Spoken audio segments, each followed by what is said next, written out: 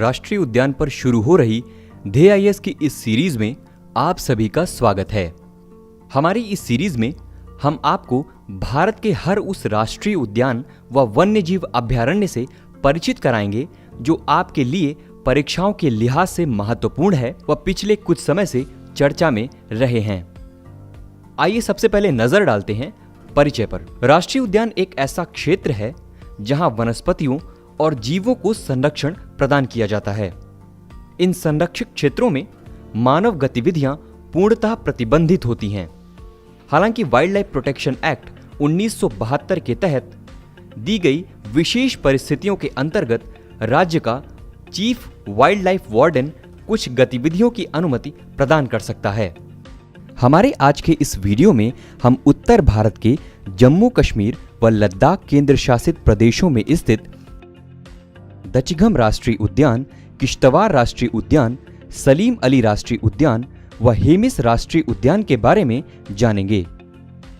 दचिघम राष्ट्रीय उद्यान जम्मू कश्मीर की राजधानी श्रीनगर से 22 किलोमीटर की दूरी पर बसा है। यह उद्यान वन्य जीवों की तमाम प्रजातियों को आश्रय देता है। दचिघम का अर्थ होता है 10 गांव और ये 10 गांव इस उद्यान की रेंज यानी सीमा के अंदर आते हैं। दचिघम राष्ट्रीय उद्यान पश्चिमी हिमालय की जबरवा श्रेणी में स्थित है। वैसे तो इस राष्ट्रीय उद्यान को 1981 में संरक्षित क्षेत्र घोषित किया गया था, परंतु यह उद्यान इससे कहीं पहले से संरक्षण प्राप्त करता आया है। सबसे पहले 1910 में कश्मीर के महाराजा ने इसे संरक्षण प्रदान किया था। हिमालय के ऊंचे पहाड़ों के बीच बसे इस उद्यान में खड़ी ढलानें और फिसलन भरी चट्टानें हैं।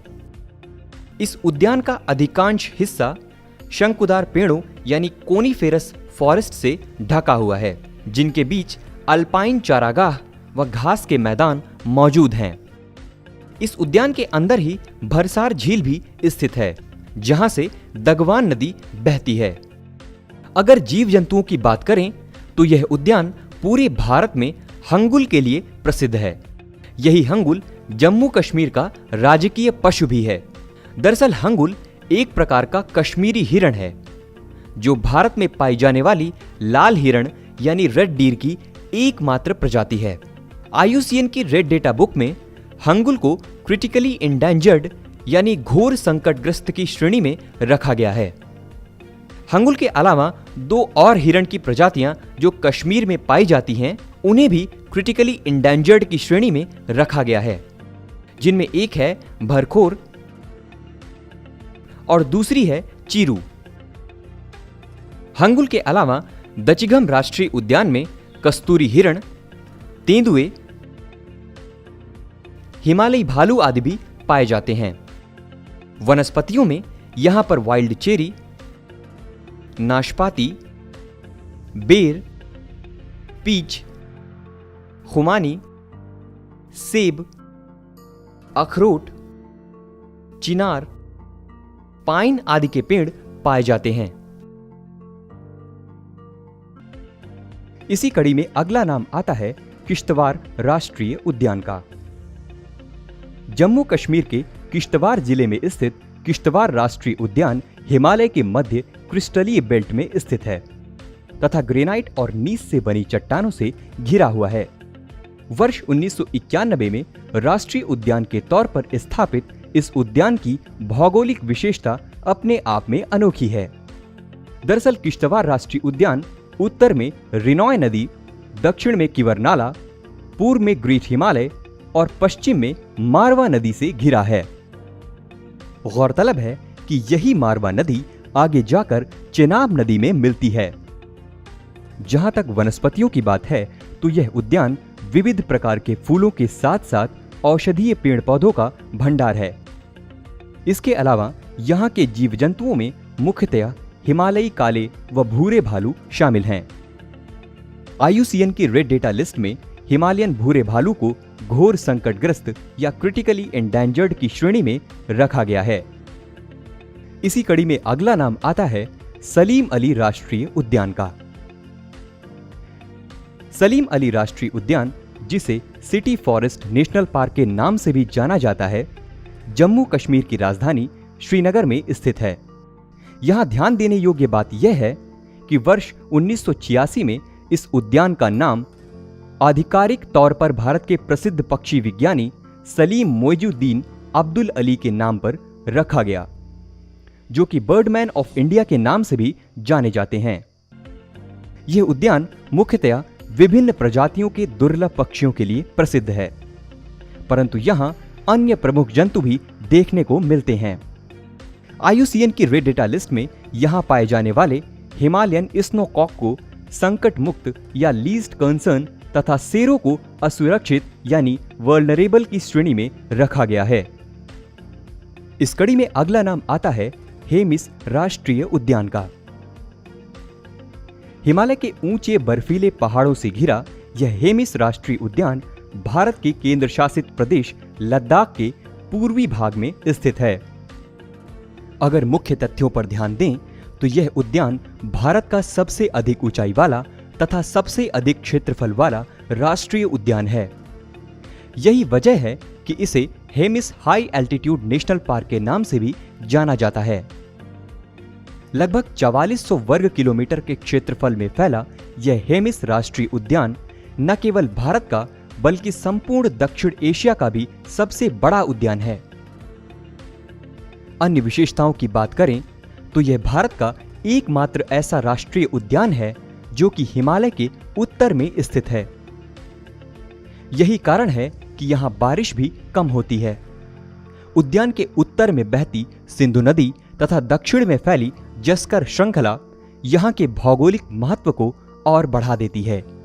इसके अलावा मरखा, समुदाह और रुंबक इस उद्यान के अंतर्गत आने वाली प्रमुख जलराशियां हैं।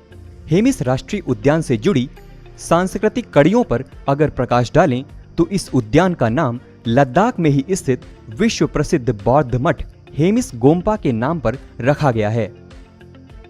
यहां पाए जाने वाले वन्य जीवों में मुख्यतया हिम तेंदुआ यानी कि स्नो लेपर्ड शामिल है। हिम तेंदुए की अधिक संख्या होने के कारण यह उद्यान विश्व भर में हिम तेंदुए की राजधानी यानी कि snow leopard capital of the world के रूप में भी प्रसिद्ध है। हिम तेंदुए के संरक्षण के लिए इसे विभिन्न प्रकार की सूचियों में रखा गया है, जैसे IUCN की रेड डेटा लिस्ट में संकटग्रस्त यानी कि एंडेंजर्ड साइट्स के परिशिष्ट वन में तथा conservation of migratory species of wild animals यानी CMS के भी परिशिष्ट वन में हिम तेंदुए को शामिल किया गया है। इसके अलावा हिम तेंदुए के शिकार को वाइल्ड लाइफ प्रोटेक्शन एक्ट 1972 के तहत पूर्णतः प्रतिबंधित किया जा चुका है। हम उत्तर भारत के हिमाचल प्रदेश राज्य में स्थित पिन वैली राष्ट्रीय उद्यान, द ग्रेट हिमालयन राष्ट्रीय उद्यान, सिम्बलवारा राष्ट्रीय उद्यान व खीर गंगा राष्ट्रीय उद्यानों के बारे में जानेंगे। इस कड़ी में सबसे पहला नाम आता है पिन वैली राष्ट्रीय उद्यान का। पिन वैली राष्ट्रीय उद्यान हिमाचल प्रदेश के लाहौल और स्पीति जिले में स्थित है। तिब्बत की सीमा के करीब धनकर गोम्पा के दक्षिण में फैले इस उद्यान की स्थापना वर्ष 1987 में की गई थी। उद्यान के भीतर बहने वाली स्पीति घाटी की पिन नदी पिन पार्वती दर्रे के निकट स्थित ग्लेशियर से निकलती है। अगर यहाँ की भौगोलिक परिस्थितियों की बात करें तो यह पिन वैली राष्ट्रीय उद्यान हिमालय क्षेत्र के कोल्ड डेजर्ट बायोस्फीयर रिजर्व के अंतर्गत आता है। यही वजह है कि यहाँ की भौगोलिक परिस्थितियां लद्दाख की परिस्थितियों से बहुत कुछ मेल खाती हैं, जैसे कि अर्धशुष्क रेगिस्तानी पर्वत श्रेणियां जो यहाँ कम वर्षा होने के सबूत देती हैं तथा शून्य से नीचे के तापमान पर उगने वाली विशेष प्रकार की वनस्पतियां आदि। इस उद्यान के दक्षिण पश्चिमी दिशा में द ग्रेट हिमालयन राष्ट्रीय उद्यान तथा दक्षिणी दिशा में रूपी भाभा सैंक्चुरी स्थित है। IUCN की रेड डेटा लिस्ट में यहाँ पाए जाने वाले भराल तथा हिमालयी आइबैक्स दोनों को ही संकट मुक्त यानी लीस्ट कंसर्न की श्रेणी में रखा गया है। इस कड़ी में अगला नाम आता है द ग्रेट हिमालयन राष्ट्रीय उद्यान का। भारत के प्रमुख राष्ट्रीय उद्यानों में से एक द ग्रेट हिमालयन राष्ट्रीय उद्यान हिमाचल प्रदेश राज्य के कुल्लू जिले में स्थित है। तीन ओर से हिमालय पर्वतों से घिरा यह उद्यान वर्ष 2014 में जैव विविधता संरक्षण के क्षेत्र में अपने अद्भुत योगदान के लिए यूनेस्को की वर्ल्ड हेरिटेज साइट में शामिल हो चुका है। इस उद्यान परिसर में बहने वाली 4 प्रमुख नदियां हैं। पश्चिम की ओर बहने वाली जीवानल, सैंज व तीर्थन नदी तथा उत्तर पश्चिमी दिशा में बहती पार्वती नदी। गौरतलब है कि वर्ष 2010 में सैंज तथा तीर्थन वन्यजीव अभयारण्यों को भी द ग्रेट हिमालयन राष्ट्रीय उद्यान में शामिल कर लिया गया था। अगर यहाँ के जीव जंतुओं पर ध्यान दें तो IUCN की रेड डेटा लिस्ट में यहाँ मुख्यतया पाए जाने वाले हिमालयन तहर को संकट निकट या नियर थ्रेटेंड तथा पश्चिमी ट्रैगोपॉन को असुरक्षित या वल्नरेबल की श्रेणी में रखा गया है। यही पश्चिमी ट्रैगोपॉन हिमाचल प्रदेश का राज्य पक्षी भी घोषित किया गया है। यहाँ ध्यान देने योग्य बात यह है कि हाल ही में ministry of environment, forest and climate change की ओर से मैनेजमेंट इफेक्टिवनेस इवोल्यूशन रिपोर्ट यानी कि उद्यानों की व वन्य अभयारण्यों के प्रबंधन प्रभावशाली मूल्यांकन रिपोर्ट भी जारी की गई। इस रिपोर्ट में द ग्रेट हिमालयन राष्ट्रीय उद्यान और तीर्थन्य वन्यजीव अभयारण्य को पूरे देश में सर्वश्रेष्ठ संरक्षित क्षेत्र के रूप में स्थान प्राप्त हुआ है। इस कड़ी में अगला नाम आता है सिम्बलवारा राष्ट्रीय उद्यान का। सिम्बलवारा राष्ट्रीय उद्यान हिमाचल प्रदेश राज्य के सिरमौर जिले की पावंटा घाटी में स्थित है। कई बारहमासी धाराओं व झरनों से समृद्ध यह राष्ट्रीय उद्यान शिवालिक की पहाड़ियों में स्थित है और अपनी भौगोलिक विशेषताओं की वजह से बहुत ही चर्चा में रहता है। इस उद्यान के पास ही रेणुका झील भी स्थित है, जो कि यहाँ का एक मुख्य आकर्षण केंद्र है। अन्य तथ्यों पर ध्यान दें तो यह उद्यान पश्चिम में हरियाणा के कलेसर राष्ट्रीय उद्यान से अपनी सीमा साझा करता है। यहाँ के जीव जंतुओं पर प्रकाश डालें तो IUCN की रेड डेटा लिस्ट में यहाँ मुख्य रूप से पाए जाने वाले गोरल को संकट निकट यानी नियर थ्रेटेंड तथा सांभर को असुरक्षित यानी वल्नरेबल की श्रेणी में रखा गया है। इस कड़ी में अगला नाम आता है खीर गंगा राष्ट्रीय उद्यान का। वर्ष 2010 में स्थापित खीर गंगा राष्ट्रीय उद्यान हिमाचल प्रदेश के कुल्लू जिले में स्थित है। लगभग 5500 मीटर की ऊंचाई पर स्थित इस राष्ट्रीय उद्यान का नाम पास की ही पार्वती घाटी में बसे एक छोटे से गांव खीरगंगा के नाम पर रखा गया है। उत्तर भारत के हिमाचल प्रदेश में स्थित इंदर किला राष्ट्रीय उद्यान व हरियाणा में स्थित कलेसर राष्ट्रीय उद्यान, सुल्तानपुर राष्ट्रीय उद्यान के बारे में जानेंगे। इस कड़ी में पहला नाम आता है इंदर किला राष्ट्रीय उद्यान का। द ग्रेट हिमालयन राष्ट्रीय उद्यान तथा खीर गंगा राष्ट्रीय उद्यान के बाद हिमाचल प्रदेश के कुल्लू जिले का यह तीसरा उद्यान है इंदर किला राष्ट्रीय उद्यान। वर्ष 2010 में इसे एक राष्ट्रीय उद्यान के रूप में स्थापित किया गया था। कीटों व दुर्लभ पक्षी प्रजातियों के साथ साथ यहां तेंदुए और हिरण जैसे हिमालयी क्षेत्र के जंतु भी देखे जा सकते हैं। इस कड़ी में अगला नाम आता है कलेसर राष्ट्रीय उद्यान का। शिवालिक पर्वत श्रृंखला की निचली पहाड़ियों पर स्थित कलेसर राष्ट्रीय उद्यान पूर्वी हरियाणा के यमुनानगर जिले में स्थित है। गौरतलब है कि यही कलेसर राष्ट्रीय उद्यान हरियाणा के सबसे बड़े अभयारण्य कलेसर वन्यजीव अभयारण्य से भी संलग्न है। इस उद्यान की ज्यादातर सीमाओं का प्राकृतिक रूप से बनना यहां की एक अनोखी भौगोलिक विशेषता है।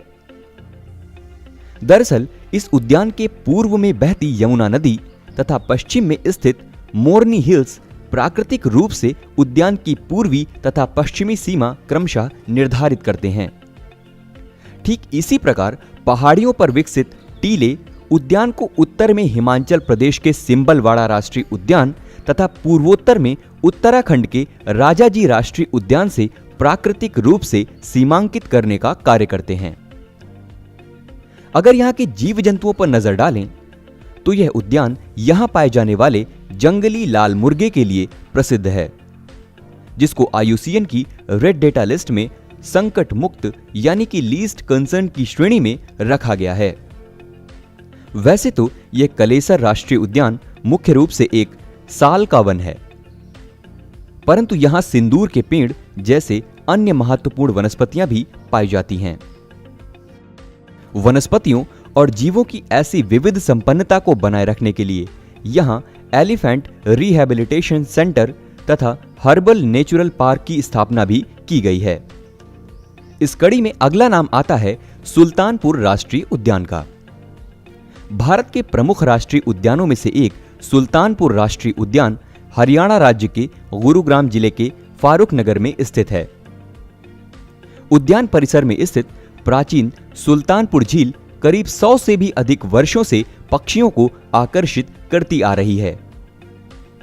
चूंकि यह उद्यान पक्षियों के लिए एक श्रेष्ठ प्रजनन केंद्र तथा विश्राम स्थल के रूप में कार्य करता है, इसीलिए यहां हर साल ठंड के मौसम में यूरोप, साइबेरिया व मध्य एशिया की लंबी दूरी तय करने वाले प्रवासी पक्षियों का आगमन होता रहता है। इसके साथ ही यह उद्यान स्थानीय पक्षियों को भी संरक्षण प्रदान करता है। IUCN की रेड डेटा लिस्ट में यहां पाए जाने वाले साइबेरियन क्रेन को घोर संकटग्रस्त या क्रिटिकली एंडेंजर्ड, सफेद इबिस को संकट निकट यानी नियर थ्रेटेंड तथा यूरोपियन टील, ब्लैक फ्रैंकोलिन व राजहंस को संकट मुक्त यानी लीस्ट कंसर्न की श्रेणी में रखा गया है।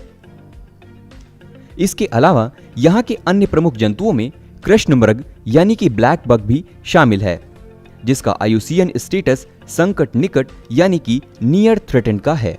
उत्तर भारत के उत्तराखंड राज्य में स्थित गोविंद पशु विहार, गंगोत्री राष्ट्रीय उद्यान, वैली ऑफ फ्लावर्स राष्ट्रीय उद्यान और नंदा देवी राष्ट्रीय उद्यान पर चर्चा करेंगे। इस कड़ी में सबसे पहला नाम आता है गोविंद पशु विहार राष्ट्रीय उद्यान व अभयारण्य का। गढ़वाल हिमालय की ऊंचाइयों को छूता गोविंद पशु विहार राष्ट्रीय उद्यान व अभयारण्य उत्तराखंड राज्य के उत्तर काशी जिले में स्थित है। यहां ध्यान देने योग्य बात यह है कि इस उद्यान का नाम भारत के प्रमुख स्वतंत्रता सेनानी व राजनेता रहे गोविंद बल्लभ पंत के नाम पर रखा गया है। स्वर्गरोहिणी, बंदर पूंछ और ब्लैक पर्ल इसके अंतर्गत आने वाले प्रमुख पर्वत शिखर हैं। इसके साथ ही उद्यान परिसर में हर की दून घाटी तथा रुइनसियारा झील भी स्थित है, जो कि अपनी अधिक ऊंचाई पर स्थिति के कारण रोमांचकारी पर्यटन स्थलों के रूप में प्रसिद्ध है। इसके अलावा यहां टोंस नदी भी बहती है, जो कि यमुना की एक सहायक नदी है। अगर यहां के वन्यजीवों की बात करें तो IUCN की रेड डेटा लिस्ट में यहां मुख्यतया पाए जाने वाले कस्तूरी हिरण यानी कि मस्क डेर को संकटग्रस्त यानी इंडेंजर्ड तथा दाढ़ी वाले गिद्ध यानी बियर्डेड वल्चर को संकट निकट यानी नियर थ्रेटेंड की श्रेणी में रखा गया है।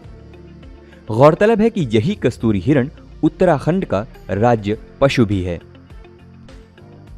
इस श्रृंखला में अब अगला नाम आता है गंगोत्री राष्ट्रीय उद्यान का। हिमालय के गढ़वाल क्षेत्र के अंतर्गत आने वाला यह गंगोत्री राष्ट्रीय उद्यान भारत का एक प्रसिद्ध उच्च ऊंचाई वाला वन्यजीव अभयारण्य भी है। यह उद्यान उत्तराखंड राज्य के उत्तर काशी जिले में भागीरथी नदी के पास स्थित है। ध्यान देने योग्य बात यह है कि गंगा नदी का उद्गम स्थल गोमुख भी इसी उद्यान के भीतर स्थित है। वर्ष 1989 में स्थापित इस उद्यान की पूर्वोत्तर सीमा तिब्बत की अंतर्राष्ट्रीय सीमा से सटी हुई है। गंगोत्री राष्ट्रीय उद्यान केदारनाथ वन्यजीव अभयारण्य और गोविंद पशु विहार राष्ट्रीय उद्यान के बीच संबद्धता प्रदान करता है। यह उद्यान हिमालय क्षेत्र के अंतर्गत आने वाली विभिन्न दुर्लभ एवं लुप्तप्राय प्रजातियों का घर है, जैसे तेंदुए और भालू। इस क्रम में अगला नाम आता है वैली ऑफ फ्लावर्स राष्ट्रीय उद्यान का। उत्तराखंड राज्य के चमोली जिले में स्थित यह वैली ऑफ फ्लावर्स राष्ट्रीय उद्यान, जिसे आमतौर पर फूलों की घाटी भी कहते हैं, गढ़वाल हिमालय क्षेत्र के अंतर्गत आता है। गौरतलब है कि वर्ष 2005 में यूनेस्को ने वैली ऑफ फ्लावर्स राष्ट्रीय उद्यान तथा नंदा देवी राष्ट्रीय उद्यान को सम्मिलित रूप से एक वर्ल्ड हेरिटेज साइट के रूप में घोषित किया है। हिमालय के जस्कर रेंज के तहत आने वाले इस उद्यान में ही स्थित है गौरी पर्वत, जो कि इस उद्यान का उच्चतम बिंदु है। फूलों की इस घाटी के बीचों बीच बहने वाली पुष्पावती नदी तिपरा हिमनद से निकलती है। यही पुष्पावती नदी अलकनंदा नदी की एक सहायक नदी भी है। इसके अलावा उद्यान के पास स्थित भुइंदर घाटी यहां की एक और भौगोलिक विशेषता है। यह फूलों की घाटी यहां पर अलग अलग मौसम में खिलने वाले भिन्न भिन्न प्रकार की प्रजातियों व रंगों के फूलों के लिए प्रसिद्ध है, जिनका औषधीय महत्व भी है। मूल रूप से पाए जाने वाले अल्पाइन फूल व घास के मैदान यहां की स्थानिक विशेषता हैं। इस कड़ी में अब अगला नाम आता है नंदा देवी राष्ट्रीय उद्यान का। वर्ष 1982 में एक राष्ट्रीय उद्यान के तौर पर स्थापित नंदा देवी राष्ट्रीय उद्यान उत्तराखंड राज्य के 3 जिलों चमोली, पिथौरागढ़ व बागेश्वर के अंतर्गत आता है। यह उद्यान वैली ऑफ फ्लावर्स राष्ट्रीय उद्यान के साथ मिलकर नंदा देवी बायोस्फीयर रिजर्व बनाता है। इसके साथ ही इन्हीं 2 राष्ट्रीय उद्यानों को सम्मिलित रूप से यूनेस्को की वर्ल्ड हेरिटेज साइट्स में भी शामिल किया जा चुका है। गौरतलब है कि जस्कर रेंज और ग्रेट हिमालयाज के ट्रांजिशन जोन में स्थित इस उद्यान के भीतर ही भारत की दूसरी सबसे ऊंची चोटी नंदा देवी भी स्थित है। इसके अलावा यहां पाई जाने वाली अन्य प्रमुख चोटियां हैं त्रिशूल, दूनागिरी व नंदा घुंटी आदि। पर्वतों से घिरा यह राष्ट्रीय उद्यान ऋषि, रमणी और त्रिशूल जैसे कई हिमनदों यानी कि ग्लेशियर्स से भी समृद्ध है। उद्यान परिसर में बहती अलकनंदा नदी और उसकी सहायक नदियां जैसे ऋषि गंगा, धौली गंगा, पुष्पावती व खीरो गंगा इस उद्यान की शोभा को सदा बनाए रखती हैं। नंदा देवी राष्ट्रीय उद्यान कई तरह के दुर्लभ व लुप्तप्राय पक्षी प्रजातियों के लिए प्रसिद्ध है। यही कारण है कि यह उद्यान एक बर्ड वॉचिंग जोन होने के साथ western Himalayas endemic bird area के तहत भी आता है। यहां मुख्यतया पाए जाने वाले पक्षियों में red flanked bluetail, Indian tree pipit, flycatcher आदि शामिल हैं, जिनका IUCN स्टेटस संकट मुक्त यानी लीस्ट कंसर्न्ड है। इसके अलावा यहां की वनस्पतियों में ब्रह्म कमल जैसे अनेक दुर्लभ फूलों की प्रजातियां शामिल हैं। उत्तर भारत के उत्तराखंड राज्य में स्थित राजाजी राष्ट्रीय उद्यान व टाइगर रिजर्व, जिम कॉर्बेट राष्ट्रीय उद्यान व टाइगर रिजर्व तथा उत्तर प्रदेश राज्य में स्थित दुधवा राष्ट्रीय उद्यान व टाइगर रिजर्व पर चर्चा करेंगे। इस कड़ी में सबसे पहला नाम आता है राजाजी राष्ट्रीय उद्यान व टाइगर रिजर्व का। हिमालय की तलहटी में शिवालिक की पहाड़ियों के करीब तराई क्षेत्रों में फैला राजाजी राष्ट्रीय उद्यान उत्तराखंड राज्य के 3 जिलों देहरादून, हरिद्वार व पौड़ी गढ़वाल के अंतर्गत आता है। वर्ष 1983 में एक राष्ट्रीय उद्यान के तौर पर स्थापित यह उद्यान दरअसल राजाजी अभयारण्य, मोतीचूर अभयारण्य और चीला अभयारण्य के विलय के कारण बना। 3 वन्यजीव अभयारण्यों के विलय के बाद बने इस नए राष्ट्रीय उद्यान का नाम प्रसिद्ध स्वतंत्रता सेनानी और स्वतंत्र भारत के पहले गवर्नर जनरल C राजगोपालाचारी के नाम पर रखा गया, जिन्हें राजाजी के नाम से भी जाना जाता था। हालांकि कुछ साल पहले ही राजाजी राष्ट्रीय उद्यान को एक टाइगर रिजर्व भी घोषित किया जा चुका है। चीला नदी तथा कुल 24 किलोमीटर के प्रवाह में बहती गंगा नदी इस उद्यान की 2 प्रमुख नदियां हैं। अगर यहां के वन्यजीवों पर प्रकाश डालें तो यह उद्यान मुख्यतया एशियाई हाथी और बाघों के लिए प्रसिद्ध है।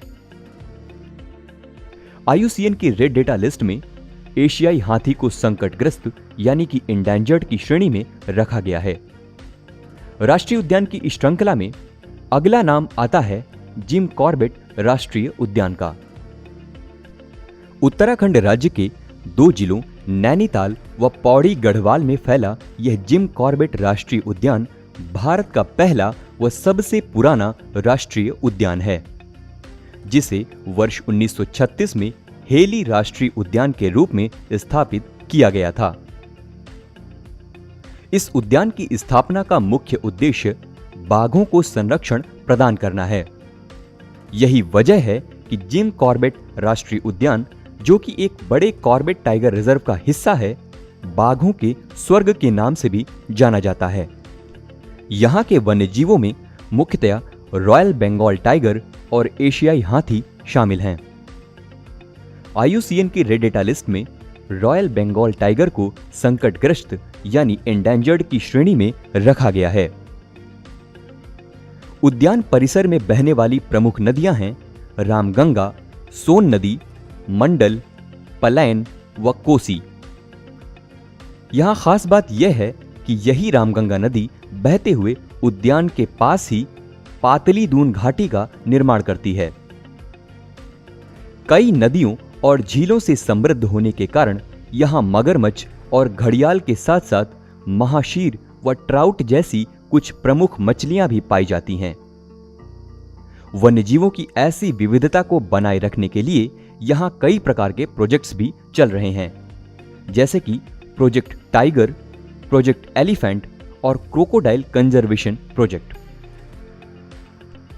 चलिए अब बात करते हैं इस वीडियो के आखिरी उद्यान की, जो उत्तर प्रदेश राज्य में स्थित है और उसका नाम है दुधवा राष्ट्रीय उद्यान व टाइगर रिजर्व। दुधवा राष्ट्रीय उद्यान उत्तर प्रदेश राज्य के लखीमपुर खीरी जिले में भारत नेपाल सीमा के पास स्थित है। यहां ध्यान देने योग्य बात यह है कि तराई आर्क लैंडस्केप के अंतर्गत आने वाले 3 महत्वपूर्ण संरक्षित क्षेत्रों दुधवा राष्ट्रीय उद्यान, किशनपुर वन्यजीव अभयारण्य और करतनिया घाट वन्यजीव अभयारण्य को प्रोजेक्ट टाइगर के तहत संयुक्त रूप से दुधवा टाइगर रिजर्व के रूप में गठित किया गया। दरअसल तराई आर्क लैंडस्केप भारत और नेपाल ट्रांस सीमा संरक्षित पारिस्थितिकी तंत्र से बना है। इसमें हिमालय के पास की तलहटी का तराई क्षेत्र तथा नेपाल और भारत के 14 संरक्षित क्षेत्रों को शामिल किया गया है। इस लैंडस्केप के पूर्व में नेपाल की बागमती नदी और पश्चिम में भारत की यमुना नदी शामिल है। गौरतलब है कि किशनपुर वन्यजीव अभयारण्य से बहती शारदा नदी, करतनिया घाट अभयारण्य से बहती गेरुआ नदी और दुधवा राष्ट्रीय उद्यान से बहती सुहेली व मोहाना नदी दुधवा टाइगर रिजर्व की भौगोलिक विशेषताओं को उजागर करती है। इसके साथ ही ये सभी 4 नदियां घाघरा नदी की सहायक नदियां भी हैं। यहां के सांस्कृतिक तथ्यों पर ध्यान दें तो दुधवा क्षेत्र के आसपास के गांवों में थारू जनजाति के लोग निवास करते हैं, जिनका संबंध राजस्थानी संस्कृति से जुड़ा हुआ है। उत्तर प्रदेश का सबसे बड़ा एवं समृद्ध जैव विविधता वाला यह उद्यान व टाइगर रिजर्व मुख्यतया बाघों और बारहसिंघा के लिए विश्व प्रसिद्ध है। बारहसिंघा के साथ साथ चीतल, सांभर, काकड़ और पाढ़ा जैसी हिरणों की 5 प्रजातियों के अलावा यहाँ एक सींग वाले गैंडे, गैंगेटिक डॉल्फिन और बंगाल फ्लोरिकन जैसे दुर्लभ जीव जंतु भी देखने को मिलते हैं। IUCN की रेड डेटा लिस्ट में बंगाल फ्लोरिकन को घोर संकटग्रस्त यानी क्रिटिकली एंडेंजर्ड तथा बारहसिंघा, मगरमच्छ व एक सींग वाले गैंडे तीनों को ही असुरक्षित यानी वल्नरेबल की श्रेणी में रखा गया है। वन्यजीव संरक्षण के लिए यहां प्रोजेक्ट टाइगर व प्रोजेक्ट राइनो जैसी कई परियोजनाएं चल रही हैं। अन्य विशेषताओं की बात करें तो दलदली भूमि, घास के मैदान और घने जंगलों में फैले इस दुधवा उद्यान में पाए जाने वाले साल के जंगल यानी शोरा रोबस्ट विश्व के अन्य साल के जंगलों की तुलना में सर्वश्रेष्ठ कहे जाते हैं।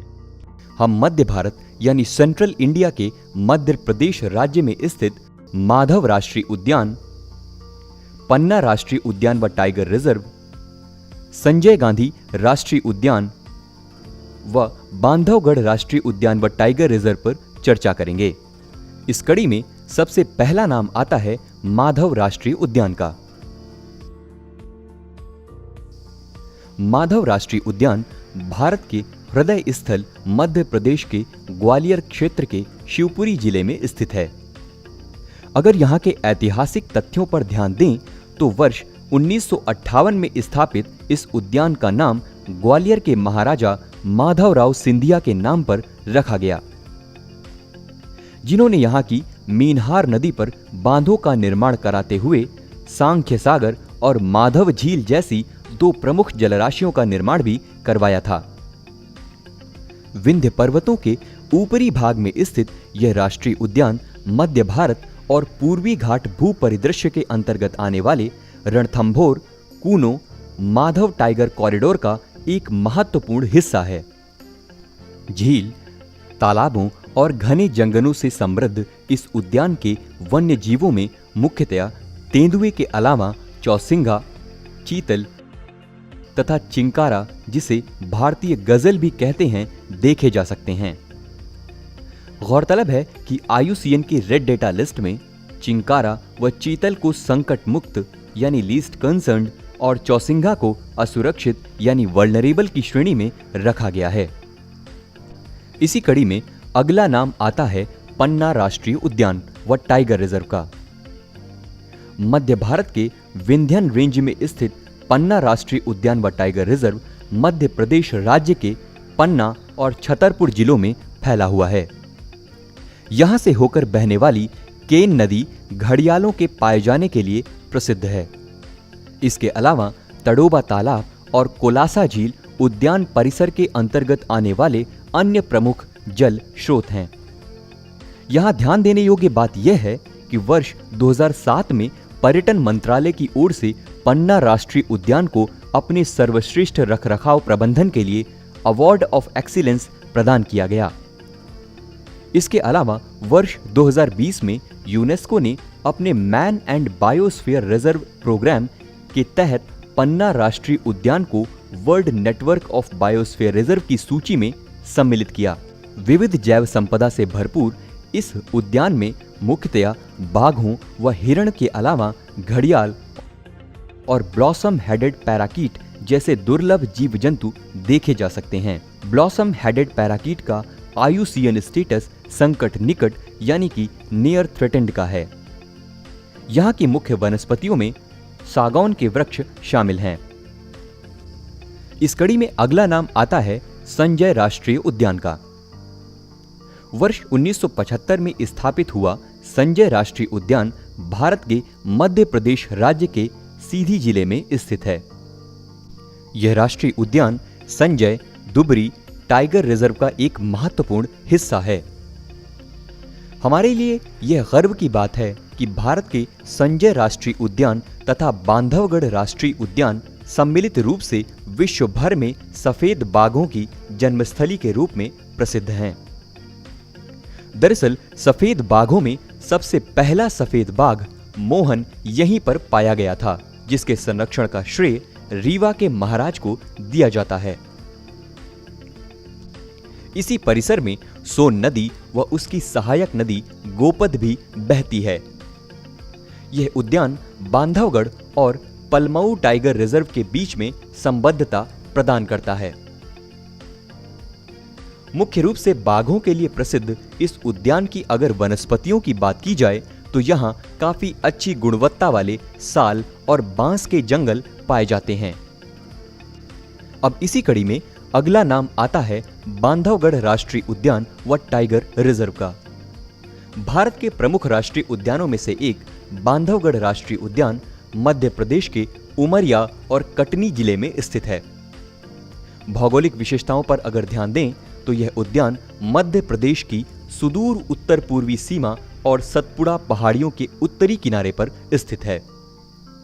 बांधवगढ़ और संजय राष्ट्रीय उद्यान के वन क्षेत्रों में ही रीवा के प्रसिद्ध सफेद बाघ खोजे गए थे। गौरतलब है कि बांधवगढ़ रिजर्व विश्व भर में रॉयल बंगाल टाइगर की अधिक जनसंख्या घनत्व होने के कारण प्रसिद्ध है। हम मध्य भारत के मध्य प्रदेश राज्य में स्थित कान्हा राष्ट्रीय उद्यान व टाइगर रिजर्व, जीवाश्म राष्ट्रीय उद्यान, सतपुड़ा राष्ट्रीय उद्यान व टाइगर रिजर्व, वन विहार राष्ट्रीय उद्यान तथा इंदिरा प्रियदर्शनी पेंच राष्ट्रीय उद्यान व टाइगर रिजर्व पर चर्चा करेंगे। इस कड़ी में सबसे पहला नाम आता है कान्हा राष्ट्रीय उद्यान व टाइगर रिजर्व का। सतपुड़ा पहाड़ियों की मैकॉल रेंज में स्थित कान्हा राष्ट्रीय उद्यान व टाइगर रिजर्व मध्य प्रदेश के 2 जिलों मंडला और बालाघाट के क्षेत्रों में फैला हुआ है। इस उद्यान के पूर्व में हालो और बंजर घाटी स्थित है। उद्यान से जुड़ी अगर सांस्कृतिक कड़ियों की बात की जाए तो भारतीय उपमहाद्वीप की प्राचीनतम जनजाति बैगा का निवास स्थान भी कान्हा राष्ट्रीय उद्यान ही है। यहाँ की वनस्पतियों में मुख्यतया सर्वोत्तम गुणवत्ता वाले सॉल के वृक्ष पाए जाते हैं। अगर जीव जंतुओं की बात की जाए तो यह उद्यान मुख्य रूप से बाघों और कठोर जमीन वाले बारहसिंघा के लिए प्रसिद्ध है। बारहसिंघा को IUCN की रेड डेटा लिस्ट में असुरक्षित यानी वल्नरेबल की श्रेणी में तथा साइट्स के परिशिष्ट वन में तथा वन्य जीव संरक्षण अधिनियम की अनुसूची 1 में रखा गया है। गौरतलब है कि यही कान्हा राष्ट्रीय उद्यान व रिजर्व भारत का प्रथम टाइगर रिजर्व है, जिसने वर्ष 2017 में अपना शुभंकर भूर सिंह दी बारहसिंघा जारी किया। इस कड़ी में अगला नाम आता है जीवाश्म राष्ट्रीय उद्यान का। जीवाश्म राष्ट्रीय उद्यान मध्य प्रदेश के डिंडौरी जिले के दुधवा गांव के पास स्थित है। इसी कारण से यह उद्यान दुधवा राष्ट्रीय उद्यान या डिंडौरी राष्ट्रीय उद्यान के नाम से भी जाना जाता है। वर्ष 1983 में स्थापित मध्य प्रदेश का यह सबसे छोटा राष्ट्रीय उद्यान कान्हा राष्ट्रीय उद्यान तथा बांधवगढ़ राष्ट्रीय उद्यान के बीच के क्षेत्र में फैला हुआ है। जीवाश्म राष्ट्रीय उद्यान दरअसल पौधों के जीवाश्म का एक राष्ट्रीय उद्यान है। गौरतलब है कि यहाँ लगभग 6.5 करोड़ वर्ष पुराने जीवाश्म पाए गए हैं, जिनमें मुख्यतया पॉम फॉसिल, यूकेलिप्टस और नीलगिरी के पेड़ों के जीवाश्म शामिल हैं। जीवाश्मों के इन संकेतों से पता चलता है कि यह जीवाश्म या तो जुरासिक या क्रेटेशियस काल के पौधों के हैं। इस कड़ी में अगला नाम आता है सतपुड़ा राष्ट्रीय उद्यान व टाइगर रिजर्व का। भारत की सतपुड़ा पहाड़ियों पर स्थित सतपुड़ा राष्ट्रीय उद्यान मध्य प्रदेश के होशंगाबाद जिले में पड़ता है। पंचमढ़ी अभयारण्य, बोरी अभयारण्य तथा सतपुड़ा राष्ट्रीय उद्यान इन तीनों संरक्षित क्षेत्रों के गठन से बना सतपुड़ा टाइगर रिजर्व दरअसल नर्मदा नदी के दक्षिण की ओर फैला एक विस्तृत क्षेत्र है। धूपगढ़ चोटी, जो कि मध्य प्रदेश की सबसे ऊंची चोटी है, इसी रिजर्व क्षेत्र के अंतर्गत आती है। हिमालयी क्षेत्र के जंतुओं के साथ साथ नीलगिरी क्षेत्र के जीव जंतु भी देखने को मिलते हैं, जो कि इस रिजर्व के विशिष्ट पारिस्थितिकी तंत्र को उजागर करते हैं। यहाँ के वन्य जीवों में मुख्यतया तेंदुए व हिरण पाए जाते हैं। हालांकि IUCN की रेड डेटा लिस्ट में यहाँ पाए जाने वाले अन्य दुर्लभ जीवों में पैराडाइज फ्लाई कैचर व विशालकाय गिलहरी को संकट मुक्त यानी लीस्ट कंसर्न्ड तथा भारतीय गौर को असुरक्षित यानी वल्नरेबल की श्रेणी में रखा गया है। इस कड़ी में अगला नाम आता है वन विहार राष्ट्रीय उद्यान का। वन विहार राष्ट्रीय उद्यान मध्य प्रदेश की राजधानी भोपाल में प्रसिद्ध बड़ा तालाब के निकट एक पहाड़ी पर स्थित है। गौरतलब है कि यही बड़ा तालाब, जो कि भोज वेटलैंड का एक हिस्सा है, रामसर साइट्स में भी सम्मिलित किया जा चुका है। अपने आप में 3 in 1 साबित हो चुका यह उद्यान वन्यजीव संरक्षण के मामले में अद्भुत योगदान प्रदान करता नजर आ रहा है। दरअसल यह अनोखा संरक्षित क्षेत्र राष्ट्रीय उद्यान होने के साथ साथ एक चिड़ियाघर तथा जंगली जानवरों का रेस्क्यू सेंटर यानी कि बचाव केंद्र भी है। एक ओर पहाड़ तो दूसरी ओर हरे भरे मैदानी क्षेत्र से सुसज्जित यह वन विहार शाकाहारी और मांसाहारी दोनों प्रकार के जंतुओं का घर है। यहाँ के वन्यजीवों में मगरमच्छ और तेंदुए से लेकर हिरण व कछुए आदि भी देखने को मिलते हैं। इस कड़ी में अगला नाम आता है इंदिरा प्रियदर्शनी पेंच राष्ट्रीय उद्यान व टाइगर रिजर्व का। मध्य प्रदेश के छिंदवाड़ा और सिवनी जिलों के क्षेत्रों में फैला यह उद्यान महाराष्ट्र की सीमा से सटा हुआ है। गौरतलब है कि वर्ष 2002 में पेंच राष्ट्रीय उद्यान का नाम बदलकर इंदिरा प्रियदर्शनी राष्ट्रीय उद्यान रखा गया। इसके साथ ही पेंच अभयारण्य का भी नाम बदलकर मोगली पेंच अभयारण्य रखा गया। यहाँ ध्यान देने योग्य बात यह है कि इस संरक्षित क्षेत्र के अंतर्गत आने वाले कोर जोन में इंदिरा प्रियदर्शनी राष्ट्रीय उद्यान और मोगली पेंच अभयारण्य तथा बफर जोन में पेंच टाइगर रिजर्व शामिल है। सतपुड़ा रेंज के दक्षिणी क्षेत्र में स्थित इस उद्यान के बीचों बीच ही पेंच नदी बहती है, जिसका प्रवाह उत्तर से दक्षिण की ओर है। जाने माने लेखक रूपयार्ड किपलिंग का लोकप्रिय उपन्यास द जंगल बुक भी पेंच राष्ट्रीय उद्यान से ही प्रेरित है। इसके अलावा इस उद्यान का जिक्र मुगल काल के आईने अकबरी में भी किया गया है। यहाँ विशेष बात यह है कि पेंच टाइगर रिजर्व में शाकाहारी जंतुओं की संख्या का घनत्व सर्वाधिक है। इसमें मुख्यतया चीतल व सांभर शामिल हैं। हम पश्चिमी भारत के प्रमुख उद्यानों पर चर्चा करेंगे, जिसमें सबसे पहला नाम आता है गिर राष्ट्रीय उद्यान का। गिर राष्ट्रीय उद्यान व अभयारण्य वर्ष 1975 को स्थापित होने वाला गिर राष्ट्रीय उद्यान गुजरात राज्य के जूनागढ़ जिले में स्थित है। हालांकि इसे साशन गिर के नाम से भी जाना जाता है। अगर यहाँ की भौगोलिक विशेषताओं पर ध्यान दें तो शत्रुंजी, मछुंदरी, दतारदी, शिंगोदा, हिरन जैसी कई प्रमुख नदियां गिर के जंगलों से होकर बहती हैं।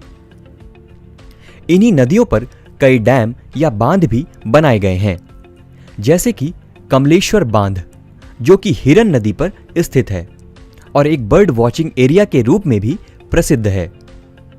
महत्वपूर्ण तथ्यों पर अगर नजर डालें तो यह उद्यान एशियाई शेरों का एकमात्र प्राकृतिक आवास है। गौरतलब है कि एशियाई शेरों को IUCN की रेड डेटा लिस्ट में संकटग्रस्त यानी कि एंडेंजर्ड की श्रेणी में रखा गया है तथा साइट्स के परिशिष्ट वन में और वन्यजीव संरक्षण अधिनियम 1972 के तहत अनुसूची 1 में रखा गया है। उद्यान परिसर के पास ही देवलिया सफारी पार्क भी स्थित है, जो कि पर्यटन की दृष्टि से काफी प्रसिद्ध है।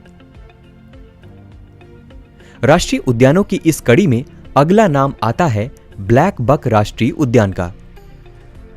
ब्लैक बक राष्ट्रीय उद्यान ब्लैक बक राष्ट्रीय उद्यान गुजरात राज्य के भावनगर जिले में स्थित है।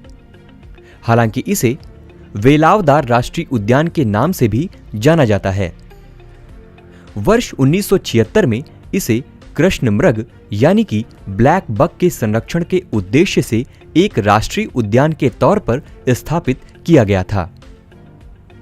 वैसे तो इसे भारत के सबसे छोटे राष्ट्रीय उद्यानों में गिना जाता है, परंतु यह उद्यान हिरणों व पक्षियों की कई दुर्लभ प्रजातियों से समृद्ध है, जैसे कि कृष्ण मृग, सांभर, चौसिंघा तथा मैक्वीन्स बस्टर्ड और खरमोर। गौरतलब है कि IUCN की रेड डेटा लिस्ट में मैक्वीन्स बस्टर्ड को असुरक्षित या वल्नरेबल, खरमोर को संकटग्रस्त तथा कृष्णमृग को संकट मुक्त यानी लीस्ट कंसर्न की श्रेणी में रखा गया है। आइए अब बढ़ते हैं हमारे अगले राष्ट्रीय उद्यान की ओर, जिसका नाम है मरीन राष्ट्रीय उद्यान। मरीन राष्ट्रीय उद्यान बेहद खास भौगोलिक संरचना और जलीय जीवों के संरक्षण के लिए जाना जाता है। यह गुजरात राज्य के जामनगर जिले में उत्तरी तट तथा कच्छ की खाड़ी के दक्षिणी क्षेत्रों में फैला है। दरअसल मरीन राष्ट्रीय उद्यान कच्छ की खाड़ी में उपस्थित लगभग 42 द्वीपों का एक व्यापक द्वीप समूह है। ये सारे ही द्वीप विभिन्न प्रकार के प्रवालों यानी कोरल्स से घिरे हुए हैं। इस उद्यान को वर्ष 1980 में भारत के प्रथम समुद्री अभयारण्य के रूप में स्थापित किया गया था, जिसे वर्ष 1982 में जाकर भारत के प्रथम मरीन राष्ट्रीय उद्यान बनने का दर्जा प्राप्त हुआ। अगर यहाँ के दुर्लभ जलीय जीव जंतुओं पर ध्यान दें तो यह उद्यान विभिन्न प्रजातियों के कछुओं के लिए एक अच्छा प्रजनन स्थल माना जाता है, जैसे कि हरे समुद्री कछुए जिनका IUCN स्टेटस संकटग्रस्त यानी कि एंडेंजर्ड है। इसके साथ ही उद्यान परिसर में पाई जाने वाली मुख्य वनस्पतियों में मैंग्रोव की 7 प्रजातियां भी शामिल हैं। इसके अलावा पिरोटन, पोसीतारा और आजाद आदि मरीन राष्ट्रीय उद्यान के अंतर्गत आने वाले कई प्रसिद्ध द्वीप हैं। हम पश्चिम भारत के कुछ प्रमुख राष्ट्रीय उद्यानों व वन्यजीव अभयारण्यों पर चर्चा करेंगे। इस कड़ी में सबसे पहला नाम आता है वंसदा राष्ट्रीय उद्यान का। वंसदा राष्ट्रीय उद्यान भारत के गुजरात राज्य के नवसारी जिले में स्थित है, जिसे वर्ष 1979 में स्थापित किया गया था। यहां ध्यान देने योग्य बात यह है कि इस उद्यान की उत्तर पूर्वी सीमा में अंबिका नदी बहती है। इसके अलावा उद्यान के दक्षिण पूर्वी दिशा की ओर पश्चिमी घाट यानी सह्याद्री स्थित है। बेहद घने जंगलों से परिपूर्ण यह राष्ट्रीय उद्यान विभिन्न प्रजातियों के दुर्लभ व लुप्तप्राय वन्य जीवों से समृद्ध है। यहाँ के मुख्य जीव जंतुओं में दुर्लभ पक्षियों के अलावा विभिन्न प्रकार की मकड़ियां भी शामिल हैं, जैसे कि प्रसिद्ध जायंट वुड स्पाइडर। इसके अलावा यहाँ ग्रेट इंडियन स्क्वायरल भी पाई जाती है, जिसका IUCN स्टेटस संकट मुक्त यानी लीस्ट कंसर्न्ड है।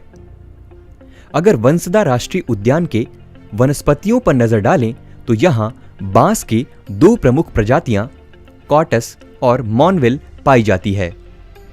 इसके अलावा यह उद्यान विभिन्न प्रकार के दुर्लभ फूलों से भी समृद्ध है।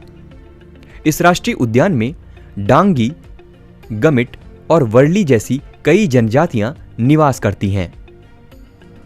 राष्ट्रीय उद्यानों की इस क्रम में अगला नाम आता है गुगामल राष्ट्रीय उद्यान का।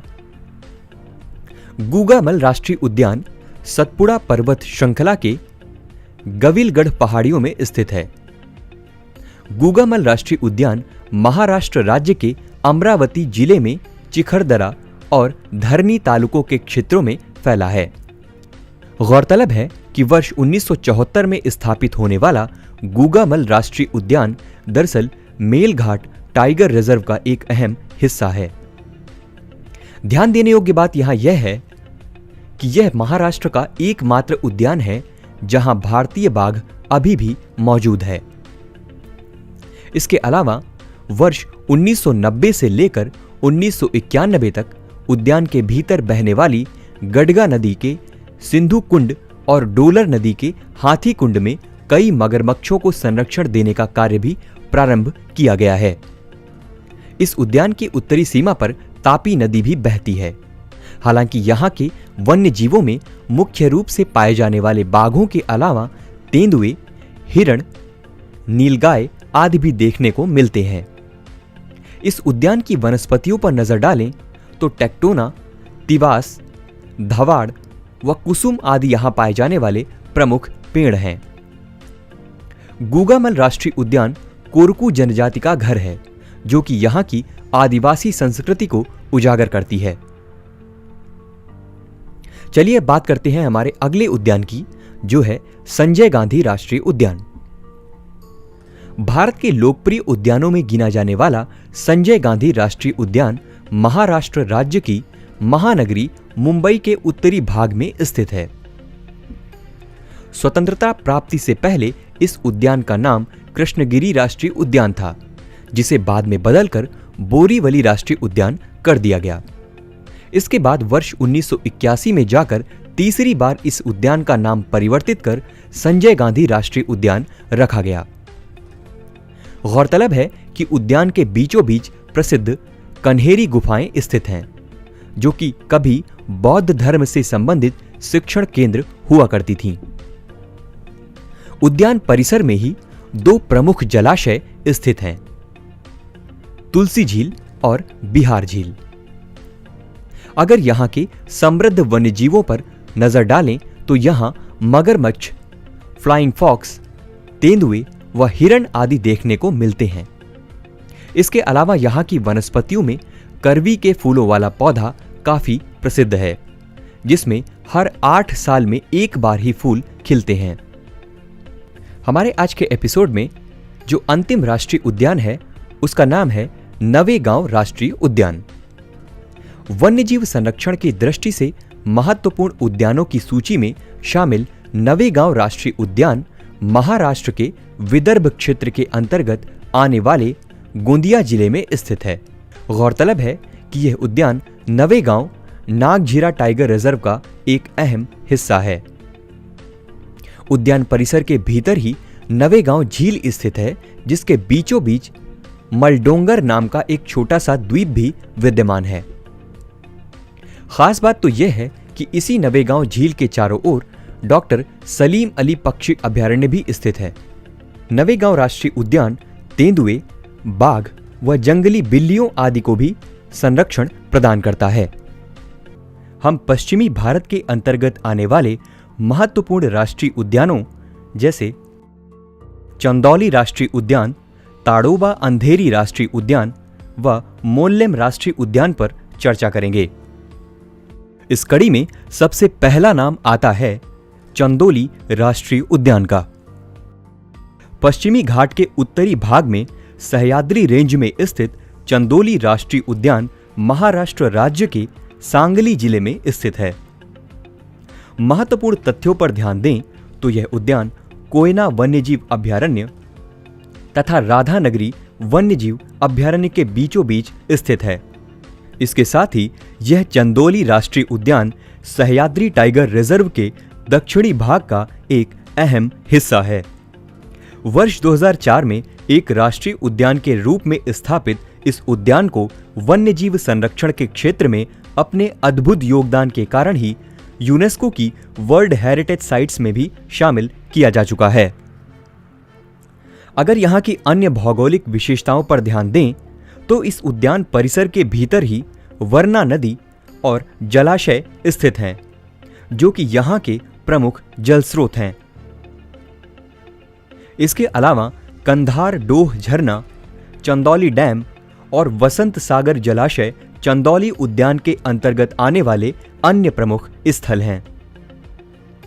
अगर यहाँ के जीव जंतुओं पर प्रकाश डालें तो यहाँ मुख्य रूप से बाघ और तेंदुए के अलावा भारतीय गौर भी पाए जाते हैं। गौरतलब है कि भारतीय गौर को IUCN की रेड डेटा लिस्ट में असुरक्षित यानी वल्नरेबल की श्रेणी में रखा गया है। इसके अलावा वर्ष 2020 में भारतीय गौर की संख्या का प्रथम अनुमानित अभ्यास यानी कि फर्स्ट पॉपुलेशन एस्टिमेशन एक्सरसाइज का आयोजन किया गया था। हालांकि चंदौली राष्ट्रीय उद्यान विभिन्न प्रकार के दुर्लभ पक्षी प्रजातियों के देखे जाने के कारण भी प्रसिद्ध है।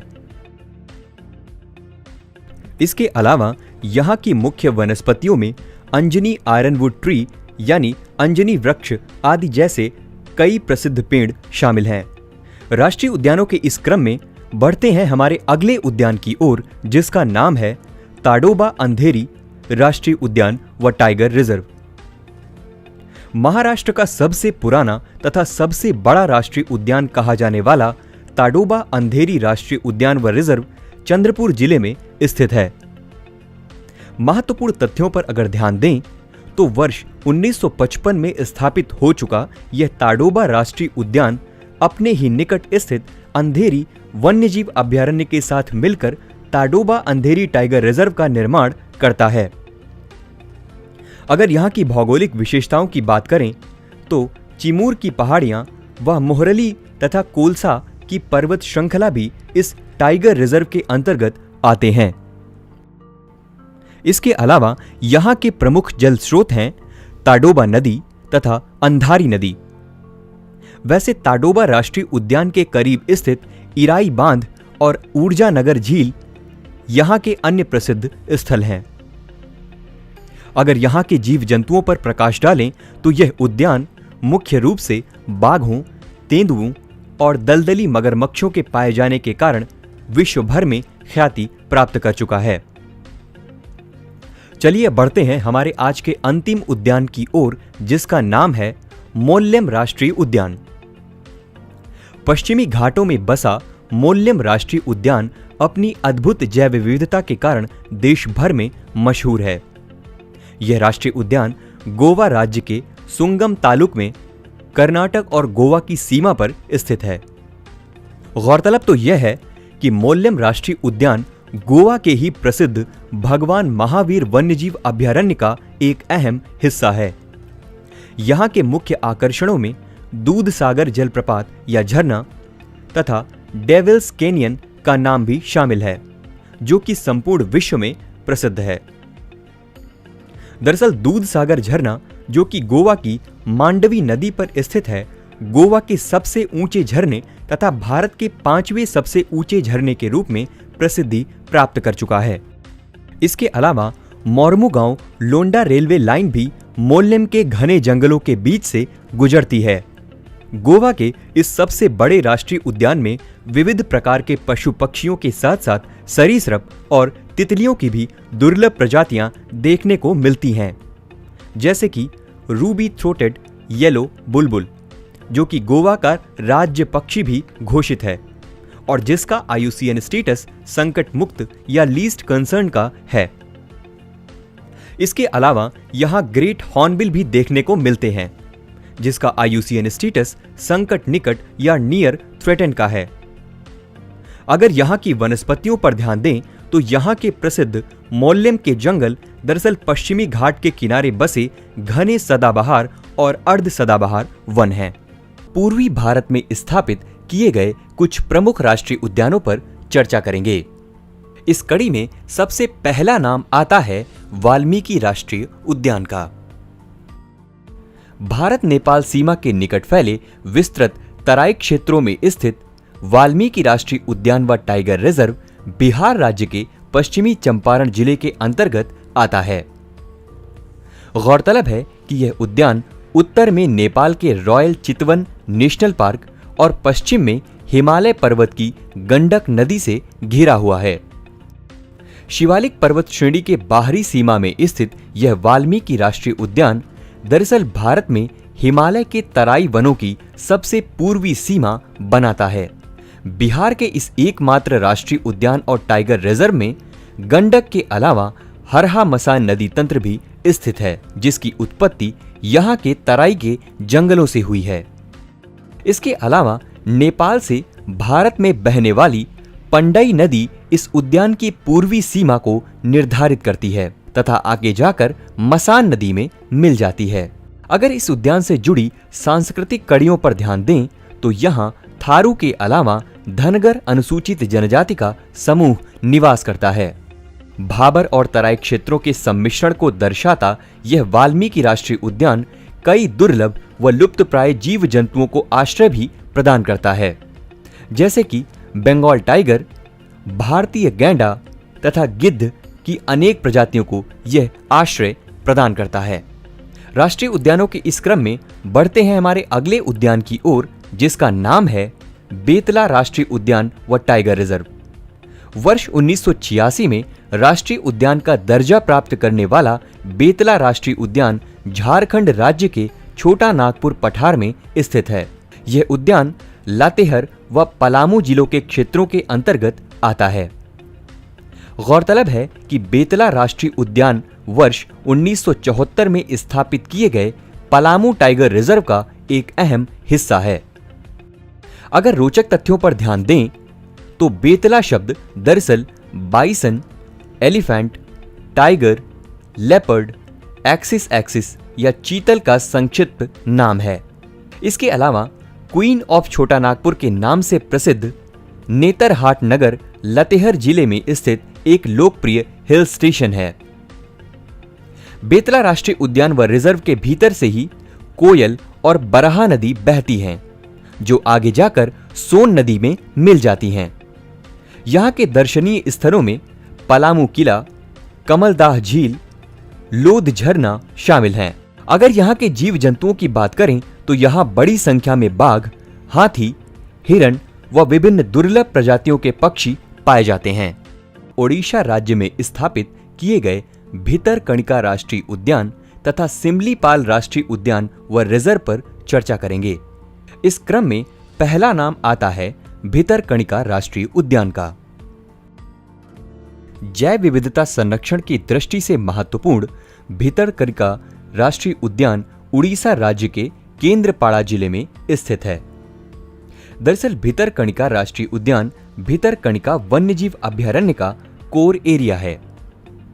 इसके अलावा गहिरमाथा समुद्री अभयारण्य भितरकणिका वन्यजीव अभयारण्य की पूर्वी सीमा निर्धारित करता है। अगर महत्वपूर्ण तथ्यों पर ध्यान दें तो यही गहिरमाथा समुद्री अभयारण्य उड़ीसा के एकमात्र कछुआ अभयारण्य होने के साथ ऑलिव रिडले टर्टल का विश्व में सबसे बड़ा प्रजनन स्थल है। अन्य प्रमुख विशेषताओं पर ध्यान दें तो भितरकणिका राष्ट्रीय उद्यान दरअसल ब्राह्मणी और वैतरणी नदी के मुहाना क्षेत्र यानी कि एस्चुरीन रीजन में स्थित है। ब्राह्मणी और वैतरणी के साथ साथ धामरा और पतसला नदी भी यहाँ कई छोटी नदियों और नहरों का एक नेटवर्क बनाती हैं। भारत का मिनी अमेजन कहा जाने वाला भितरकणिका अपनी समृद्ध पारिस्थितिकी तंत्र व वन्यजीव संपदा को प्रदर्शित करता है।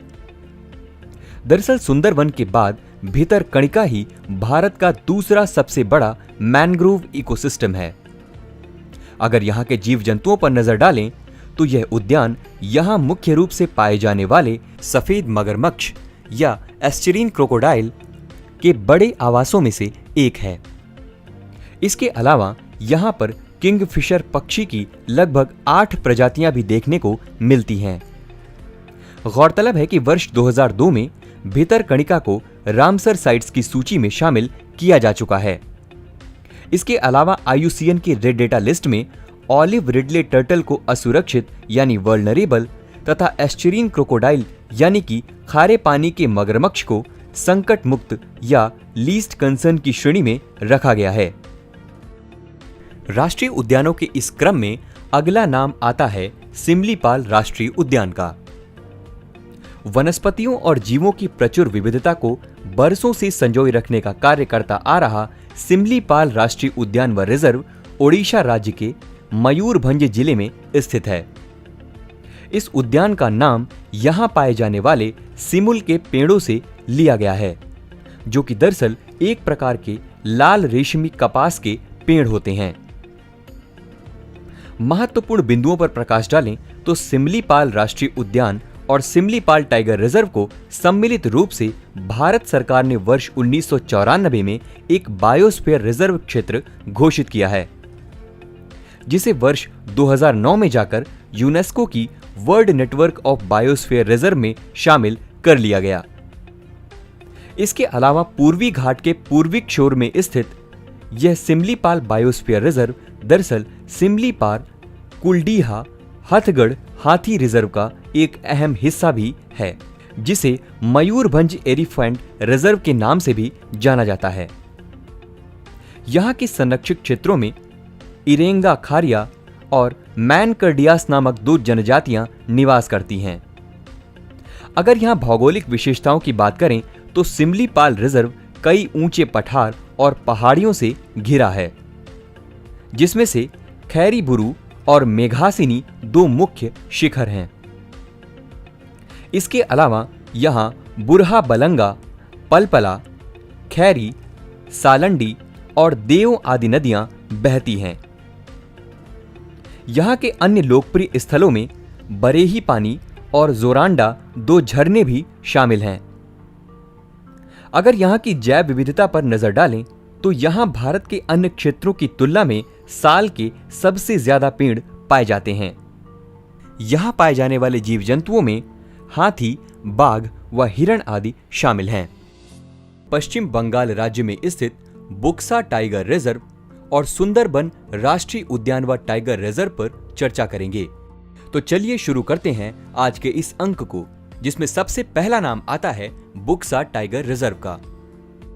वर्ष 1983 में सरकार द्वारा गठित किया गया बुक्सा टाइगर रिजर्व पश्चिम बंगाल राज्य के जलपाईगुड़ी जिले और अलीपुर दुआर के फॉरेस्ट डिवीजन रेंज के क्षेत्रों में आता है।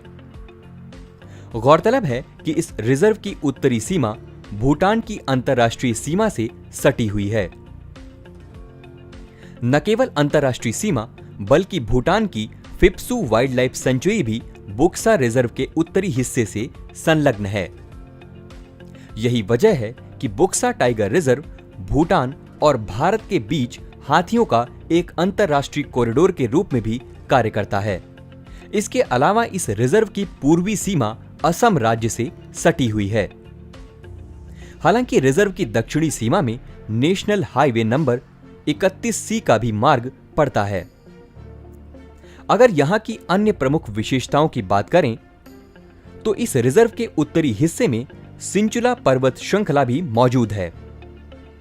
पर्वतों के अलावा यहां रैदक और जयंती दो प्रमुख नदियां भी बहती हैं। खास बात तो यह है कि इसी जयंती नदी के पास ही एक स्टैलेक्टाइट केव यानी कि चूना पत्थर की गुफा भी मौजूद है, जो कि महाकाल गुफा के नाम से काफी प्रसिद्ध है। अगर यहाँ के समृद्ध वन्य जीवों पर प्रकाश डालें तो यह रिजर्व एशियाई हाथी, तेंदुए, बंगाल फ्लोरिकन और जायंट स्क्वायरल जैसे अनेक दुर्लभ जीव जंतुओं के लिए प्रसिद्ध है। इसके साथ ही इस रिजर्व में ही स्थित नराथली झील कई प्रकार के प्रवासी व स्थानीय पक्षियों को आश्रय प्रदान करती है। इंडो मलयन विशेषताओं के साथ साथ तराई क्षेत्रों की भी विशेषताओं से संपन्न बुक्सा टाइगर रिजर्व में लगभग 8 से ज्यादा प्रकार के जंगल पाए जाते हैं।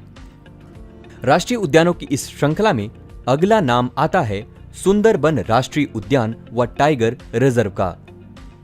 सुंदरबन राष्ट्रीय उद्यान व टाइगर रिजर्व विश्व के सबसे बड़े डेल्टा सुंदरबन का एक अहम हिस्सा है।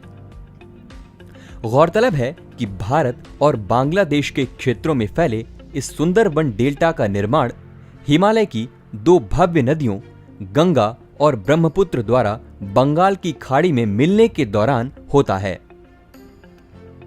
जहां तक सुंदरबन राष्ट्रीय उद्यान व टाइगर रिजर्व की बात है तो यह भारत के पश्चिम बंगाल राज्य के दक्षिणी छोर पर 24 परगना उत्तर तथा 24 परगना दक्षिण जिलों में विस्तृत है।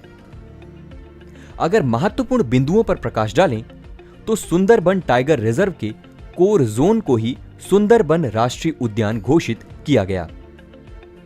इसके साथ ही इसी कोर एरिया को ही क्रिटिकल टाइगर हैबिटेट भी घोषित किया जा चुका है। इसके अलावा रिजर्व के बफर जोन में सजनखेली वन्यजीव अभयारण्य भी स्थित है।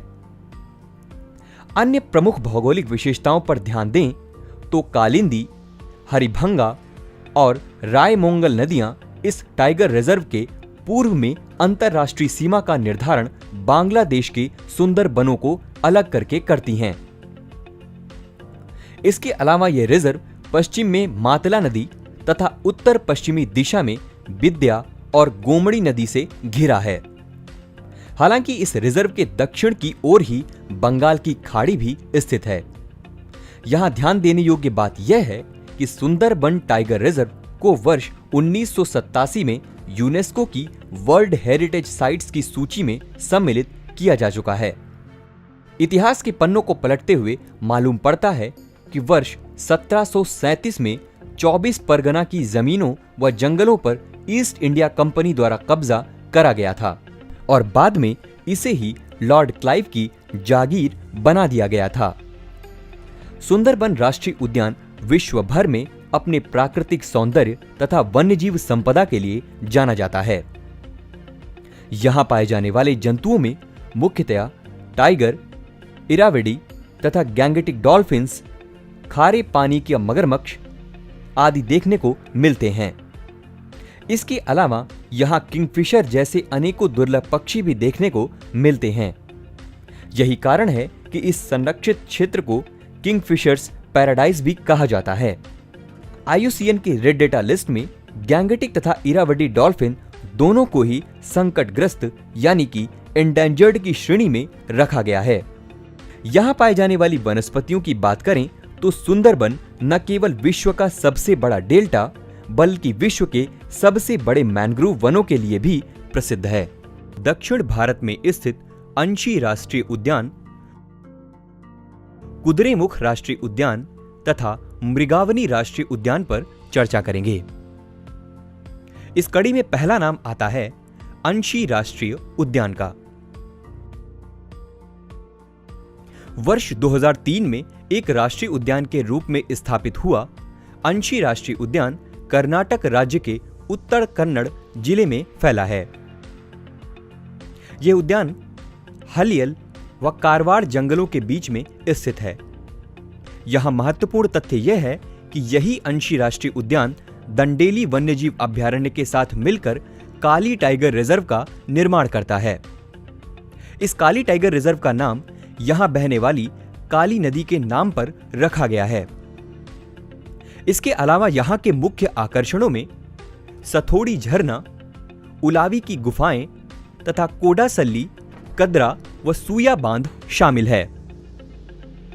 पश्चिमी घाट के दुर्लभ जीव जंतुओं को बरसों से संरक्षण प्रदान करने वाले अंशी राष्ट्रीय उद्यान में बंगाल टाइगर, ब्लैक पैंथर्स तथा भारतीय हाथियों को देखा जा सकता है। गौरतलब है कि IUCN की रेड डेटा लिस्ट में भारतीय हाथी तथा बंगाल टाइगर दोनों को संकटग्रस्त यानी एंडेंजर्ड तथा ब्लैक पैंथर को असुरक्षित यानी वल्नरेबल की श्रेणी में रखा गया है। इसके अलावा ब्लैक पैंथर को साइट्स के परिशिष्ट वन में तथा वाइल्ड लाइफ प्रोटेक्शन एक्ट 1972 के शेड्यूल 1 में भी रखा गया है। उद्यानों के इसी क्रम में अगला नाम आता है कुद्रेमुख राष्ट्रीय उद्यान का। पश्चिमी घाट में बसा कुद्रेमुख राष्ट्रीय उद्यान कर्नाटक राज्य के दक्षिण कन्नड़, उडुपी तथा चिकमंगलुरु जिलों के ट्राई जंक्शन में स्थित है। यहां ध्यान देने योग्य बात यह है कि इस उद्यान का नाम कर्नाटक की दूसरी सबसे ऊंची चोटी कुद्रेमुख के नाम पर रखा गया है। हालांकि मुल्लायनगिरी कर्नाटक की सबसे ऊंची चोटी है। कुद्रेमुख राष्ट्रीय उद्यान के मुख्य आकर्षणों में कादम्बी वाटरफॉल, हनुमान गुंडी फॉल्स, गंगूमूला वी पॉइंट तथा भगवती फॉरेस्ट आदि शामिल हैं। गौरतलब है कि इसी भगवती फॉरेस्ट जंगल से तुंगा, भद्रा तथा नेत्रावती नदियां उत्पन्न होती हैं। महत्वपूर्ण तथ्यों की अगर बात करें तो कुद्रेमुख राष्ट्रीय उद्यान अपने उत्तर तथा उत्तर पश्चिमी दिशा में स्थित संरक्षित क्षेत्र जैसे सोमेश्वर, श्रावस्ती व शेतिहाली वन्यजीव अभयारण्य तथा भद्रा टाइगर रिजर्व तथा दक्षिणी दिशा में स्थित संरक्षित क्षेत्र जैसे पुष्पागिरी व ब्रह्मगिरी अभयारण्य और नागर होल टाइगर रिजर्व के बीच एक महत्वपूर्ण संबद्धता प्रदान करता है। यहां पाए जाने वाले दुर्लभ वन्यजीव जंतुओं में मुख्यतया लॉयन टेल्ड मैकॉक शामिल है, जो कि मूल रूप से पश्चिमी घाट में पाया जाता है तथा IUCN की रेड डेटा लिस्ट में संकटग्रस्त यानी एंडेंजर्ड की श्रेणी में रखा गया है। उद्यानों के इसी क्रम में अगला नाम आता है मृगावनी राष्ट्रीय उद्यान का। वर्ष 1994 को एक राष्ट्रीय उद्यान का दर्जा प्राप्त करने वाला मृगावनी राष्ट्रीय उद्यान तेलंगाना राज्य के हैदराबाद के मोइनाबाद मंडल में स्थित है। यहां पाए जाने वाले जीव जंतुओं में मुख्य रूप से चीतल, सांभर तथा सांपों की अनेकों प्रजातियां पाई जाती हैं। दक्षिण भारत में स्थित महावीर हरिना वनस्थली राष्ट्रीय उद्यान, पापीकोंडा राष्ट्रीय उद्यान, श्री वेंकटेश्वर राष्ट्रीय उद्यान तथा राजीव गांधी राष्ट्रीय उद्यानों पर चर्चा करेंगे। आइए शुरू करते हैं हमारे इस एपिसोड के पहले राष्ट्रीय उद्यान से, जिसका नाम है महावीर हरिना वनस्थली राष्ट्रीय उद्यान। महावीर हरिना वनस्थली राष्ट्रीय उद्यान तेलंगाना राज्य के हैदराबाद के वनस्थलीपुरम में स्थित है। इस उद्यान का नाम जैन धर्मगुरु भगवान महावीर के नाम पर रखा गया है। चूंकि यहाँ चीतल व ब्लैक बक हिरण मुख्य रूप से पाए जाते हैं, इसलिए यह राष्ट्रीय उद्यान एक डीर पार्क के रूप में भी प्रसिद्ध है। इसके अलावा यहाँ मॉनिटर लिजर्ड व सांपों की विभिन्न प्रजातियां भी पाई जाती हैं। राष्ट्रीय उद्यानों की इस कड़ी में अगला नाम आता है पापीकोंडा राष्ट्रीय उद्यान का। पापीकोंडा राष्ट्रीय उद्यान आंध्र प्रदेश राज्य के पश्चिम गोदावरी जिले में पूर्वी घाट के क्षेत्रों में स्थित है। यहाँ पाए जाने वाले दुर्लभ वन्यजीवों में हिरन व बाघ के अलावा हाइना, मगर तथा इंडियन गोल्डन गेको आदि शामिल हैं। गौरतलब है कि यही इंडियन गोल्डन गेको केवल पूर्वी घाट के क्षेत्रों में पाया जाता है। इसके अलावा यहाँ एक डॉर्फ गोट भी पाई जाती है, जिसे यहाँ की क्षेत्रीय भाषा में कंचू मेखा कहा जाता है। उद्यानों के इसी क्रम में अगला नाम आता है श्री वेंकटेश्वर राष्ट्रीय उद्यान का। भारत के आंध्र प्रदेश राज्य के चित्तूर जिले में स्थित श्री वेंकटेश्वर राष्ट्रीय उद्यान तिरुमाला तथा शेषाचलम पहाड़ियों के क्षेत्रों में फैला हुआ है। यहां पाए जाने वाले मुख्य जीव जंतुओं में bonnet macaque, golden gecko, pied kingfisher व हिरन आदि शामिल हैं, जिसमें बोनेट मैकाक, जो कि केवल प्रायद्वीपीय भारत में ही पाया जाता है, को IUCN की रेड डेटा लिस्ट में असुरक्षित यानी वल्नरेबल की श्रेणी में रखा गया है। अगर यहाँ मिलने वाली वनस्पतियों की बात करें तो यहाँ मुख्य रूप से रेड सैंडल्स के पेड़ पाए जाते हैं, जो कि मूल रूप से दक्षिण भारत के पूर्वी घाट में ही पाए जाते हैं। गौरतलब है कि रेड सैंडल्स का IUCN स्टेटस संकटग्रस्त यानी एंडेंजर्ड का है। बढ़ते हैं हमारे आज के एपिसोड के आखिरी उद्यान की ओर, जिसका नाम है राजीव गांधी रामेश्वरम राष्ट्रीय उद्यान। राजीव गांधी राष्ट्रीय उद्यान, जिसे रामेश्वरम राष्ट्रीय उद्यान के नाम से भी जाना जाता है, आंध्र प्रदेश राज्य के कडप्पा जिले में स्थित है। पेन्ना नदी इस उद्यान से संबंधित एक प्रमुख नदी है। इसके अलावा यहाँ कीटों और सांपों की कई दुर्लभ प्रजातियां भी पाई जाती हैं। दक्षिण भारत में स्थित साइलेंट वैली राष्ट्रीय उद्यान, एराविकुलम राष्ट्रीय उद्यान तथा अनामुडी शोला राष्ट्रीय उद्यान पर चर्चा करेंगे। तो चलिए शुरू करते हैं हमारे आज के इस एपिसोड को साइलेंट वैली राष्ट्रीय उद्यान से। साइलेंट वैली राष्ट्रीय उद्यान, जो कि नीलगिरी बायोस्फीयर का कोर एरिया है, केरल राज्य के पलक्कड़ जिले के उत्तर पूर्वी छोर पर स्थित है। वर्ष 1984 में एक राष्ट्रीय उद्यान के रूप में स्थापित साइलेंट वैली राष्ट्रीय उद्यान उत्तर में नीलगिरी पहाड़ियों तथा दक्षिण में मन्नारगढ़ मैदानों से घिरा हुआ है। गौरतलब है कि अंडिंगा चोटी साइलेंट वैली राष्ट्रीय उद्यान की सबसे ऊंची चोटी है। इसके अलावा उत्तर से दक्षिण दिशा में बहती कुंतीपुजा नदी इस उद्यान की एक प्रमुख नदी है। वर्ष 2012 में साइलेंट वैली नेशनल पार्क को यूनेस्को की वर्ल्ड हेरिटेज साइट्स में भी शामिल किया जा चुका है। अगर यहाँ के वन्यजीवों की बात करें तो साइलेंट वैली राष्ट्रीय उद्यान में मुख्यतया दुर्लभ lion tailed macaque, Indian pangolin, Nilgiri marten आदि देखे जा सकते हैं। गौरतलब है कि IUCN की रेड डेटा लिस्ट में नीलगिरी मार्टिन को असुरक्षित यानी वल्नरेबल तथा इंडियन पैंगोलिन व लायन टेल्ड मैकाक दोनों को ही संकटग्रस्त यानी कि एंडेंजर्ड की श्रेणी में रखा गया है। अगर इस उद्यान से जुड़ी सांस्कृतिक कड़ियों पर ध्यान दें तो यहाँ कुरुम्बा, इरुला, मुडुगा और कट्टू नईकेन जनजातियां निवास करती हैं। राष्ट्रीय उद्यानों के इस एपिसोड में अगला नाम आता है एराविकुलम राष्ट्रीय उद्यान का। एराविकुलम राष्ट्रीय उद्यान दक्षिणी पश्चिमी घाट के कन्नड़ देवन पहाड़ियों में स्थित एराविकुलम राष्ट्रीय उद्यान केरल राज्य के इडुक्की जिले के देवीकुलम तालुक में स्थित है। खास बात तो यह है कि दक्षिण भारत की सबसे ऊंची चोटी अन्नामुडी एराविकुलम के दक्षिण दिशा में स्थित है। इस उद्यान से जुड़ी एक और विशेषता यह है कि यहाँ पूर्वी दिशा में बहती पंबार व उसकी सहायक नदियां तथा पश्चिमी दिशा में बहती पेरियार व उसकी सहायक नदियां अर्थात दो अलग अलग दिशाओं में बहती हुई नदियों का कैचमेंट एरिया स्थित है। इसके अलावा इस उद्यान में लक्कोम जलप्रपात भी स्थित है। जैव विविधता से संपन्न एराविकुलम राष्ट्रीय उद्यान में मुख्यतः नीलगिरी तहर देखे जा सकते हैं, जिसका IUCN स्टेटस संकटग्रस्त यानी कि एंडेंजर्ड का है। इसके अलावा यहाँ की वनस्पतियों में शोला जंगलों के अलावा नील कुरुंजी फूल भी शामिल है। यहाँ ध्यान देने योग्य बात यह है कि यह नील कुरुंजी फूल हर 12 साल में एक बार ही खिलता है। उद्यानों के इस क्रम में अगला नाम आता है अन्नामुडी शोला राष्ट्रीय उद्यान का।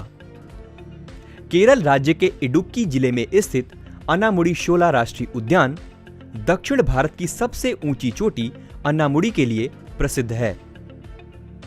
एराविकुलम राष्ट्रीय उद्यान के ठीक पूर्व में स्थित अन्नामुडी शोला राष्ट्रीय उद्यान कई शोला जंगलों से समृद्ध है। यहां ध्यान देने योग्य बात यह है कि अन्नामुडी शोला राष्ट्रीय उद्यान, पंपादम शोला राष्ट्रीय उद्यान, मथिकेट्टन शोला राष्ट्रीय उद्यान, एराविकुलम राष्ट्रीय उद्यान तथा चिन्नार वन्यजीव अभयारण्य से चारों ओर से घिरा हुआ है। दक्षिण भारत में स्थापित किए गए पंपादुम शोला राष्ट्रीय उद्यान, मथिकेट्टन राष्ट्रीय उद्यान तथा पेरियार राष्ट्रीय उद्यानों पर चर्चा करेंगे। तो आइए शुरू करते हैं हमारे आज के इस अंक को पंपादुम शोला राष्ट्रीय उद्यान के साथ। दक्षिणी पश्चिमी घाट के पूर्वी हिस्से में फैला पंपादुम शोला राष्ट्रीय उद्यान केरल राज्य के इडुक्की जिले में स्थित है। वर्ष 2003 में राष्ट्रीय उद्यान का दर्जा प्राप्त करने वाला पंपादुम शोला केरल का सबसे छोटा राष्ट्रीय उद्यान है। यहां पाए जाने वाले जीव जंतुओं में हाथी, गौर, सांभर आदि शामिल हैं। इस कड़ी में अगला नाम आता है मथिकेट्टन शोला राष्ट्रीय उद्यान का।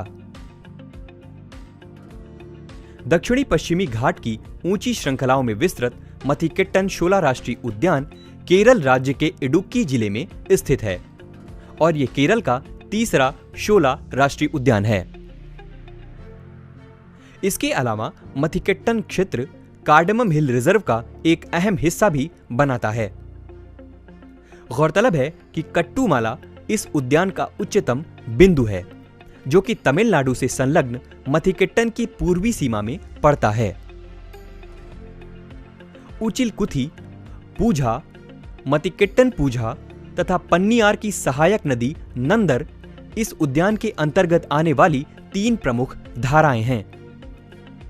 इसके अलावा मुथावन जनजाति का निवास स्थान भी मथिकेट्टन शोला राष्ट्रीय उद्यान ही है। यहां पाए जाने वाले दुर्लभ जीव जंतुओं में गौर, भारतीय हाथी, तेंदुए, नीलगिरी लॉफिंग थ्रश तथा नीलगिरी लंगूर आदि शामिल हैं, जिनमें से नीलगिरी लॉफिंग थ्रश का IUCN स्टेटस संकटग्रस्त यानी एंडेंजर्ड तथा नीलगिरी लंगूर का IUCN स्टेटस असुरक्षित यानी वल्नरेबल है। हमारे अगले राष्ट्रीय उद्यान की ओर, जिसका नाम है पेरियार राष्ट्रीय उद्यान व टाइगर रिजर्व। पेरियार राष्ट्रीय उद्यान व टाइगर रिजर्व केरल राज्य के इडुक्की और पठानमथिट्टा जिलों के क्षेत्रों में आता है। वर्ष 1950 में इस संरक्षित क्षेत्र को एक वन्यजीव अभयारण्य के रूप में स्थापित किया गया था, जिसे वर्ष 1978 में जाकर एक टाइगर रिजर्व भी घोषित कर दिया गया। दक्षिणी पश्चिमी घाट में स्थित पेरियार राष्ट्रीय उद्यान में मुल्लायर और पेरियार नदियां प्रवाहित होती हैं। दुर्लभ वन्यजीवों की विभिन्न प्रजातियों से समृद्ध पेरियार राष्ट्रीय उद्यान में सलीम अली फ्रूट बैट व ग्रेट पाइड हॉर्नबिल जैसे दुर्लभ जीव भी शामिल हैं।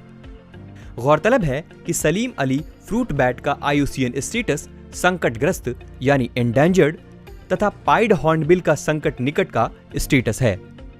गुइंडी राष्ट्रीय उद्यान भारत का सबसे छोटा राष्ट्रीय उद्यान कहा जाने वाला तमिलनाडु राज्य के चेन्नई शहर के राजभवन के निकट स्थित है। मूल रूप से गुइंडी हिरन पार्क के रूप में स्थापित किए गए इस संरक्षित क्षेत्र को वर्ष 1978 में जाकर एक राष्ट्रीय उद्यान का दर्जा प्राप्त हुआ। गुइंडी राष्ट्रीय उद्यान के पास ही एक स्नेक पार्क भी स्थित है, जो कि कोबरा, पाइथन जैसे विभिन्न प्रकार के सरीसृपों से समृद्ध है। इस उद्यान से जुड़ी एक खास बात यह है कि यहाँ कई शताब्दियों पुराने बरगद के पेड़ भी मौजूद हैं। इसके अलावा यहाँ दुर्लभ ट्रॉपिकल ड्राई एवरग्रीन वेजिटेशन यानी कि उष्णकटिबंधीय शुष्क सदाबहार वनस्पति भी पाई जाती है। यहाँ के वन्यजीवों में मुख्य रूप से सांपों के अलावा ब्लैक बक और चीतल पाए जाते हैं। राष्ट्रीय उद्यानों के इस एपिसोड में अगला नाम आता है मुदुमलाई राष्ट्रीय उद्यान व टाइगर रिजर्व का। तमिलनाडु राज्य के नीलगिरी जिले में स्थित मुदुमलाई राष्ट्रीय उद्यान दरअसल कर्नाटक, केरल और तमिलनाडु के ट्राई जंक्शन पर स्थित है। लगभग 65 मिलियन वर्ष पुरानी मुदुमलाई, जिसका शाब्दिक अर्थ है प्राचीन पहाड़ी श्रृंखला, वास्तव में पश्चिमी घाट के निर्माण के साथ ही विकसित हुई है। गौरतलब है कि यही मुदुमलाई राष्ट्रीय उद्यान व रिजर्व नीलगिरी बायोस्फीयर रिजर्व का भी एक अहम हिस्सा है, जो कि भारत में स्थापित प्रथम बायोस्फीयर रिजर्व है। इसके अलावा इस उद्यान के पश्चिम में केरल का वायनाड वन्यजीव अभयारण्य तथा उत्तर में कर्नाटक का बांदीपुर टाइगर रिजर्व स्थित है। अगर यहाँ की वनस्पतियों की बात करें तो यहाँ पाई जाने वाली लंबी घास, जिसे एलिफेंट ग्रास भी कहा जाता है, इस उद्यान में भरपूर मात्रा में पाई जाती है।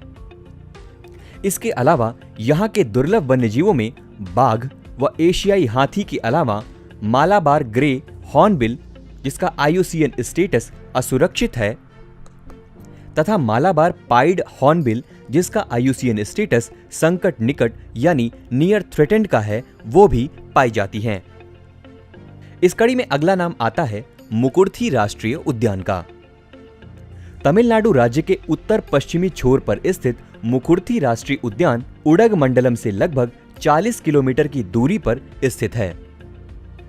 यहां ध्यान देने योग्य बात यह है कि इस उद्यान के अंतर्गत आने वाली मुकुर्थी चोटी नीलगिरी पहाड़ियों की सबसे ऊंची चोटियों में से एक है।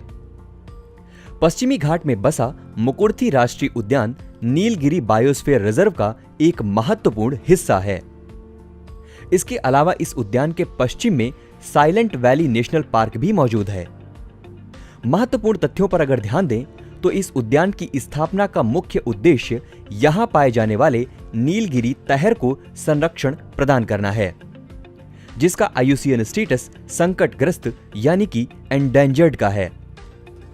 यहां की मुख्य वनस्पतियों में मॉन्टेन वेट टेम्परेट मिक्स्ड फॉरेस्ट, जिसे आमतौर पर यहां शोला कहा जाता है, पाई जाती हैं।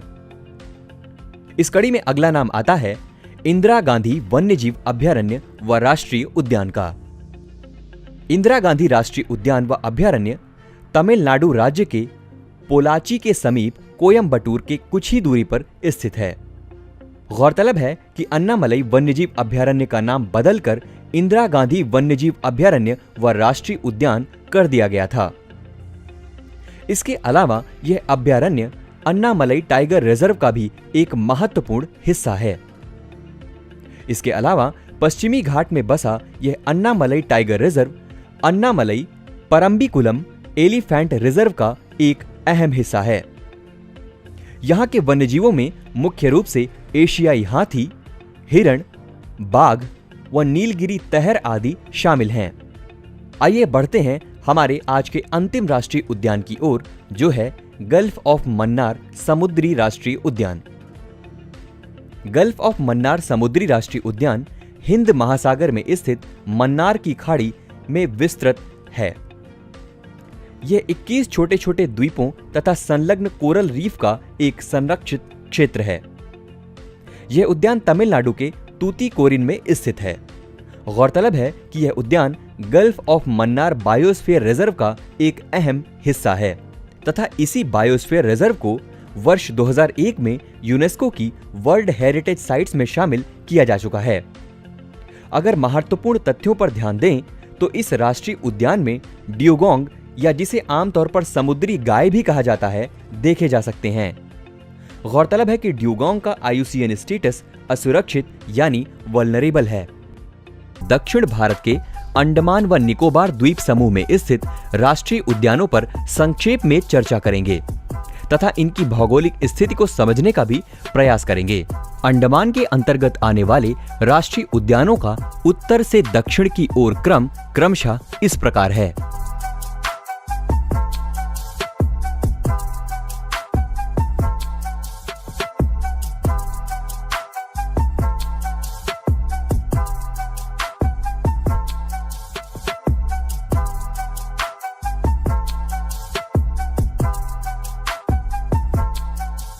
निकोबार के अंतर्गत आने वाले राष्ट्रीय उद्यानों का क्रम कुछ इस प्रकार है।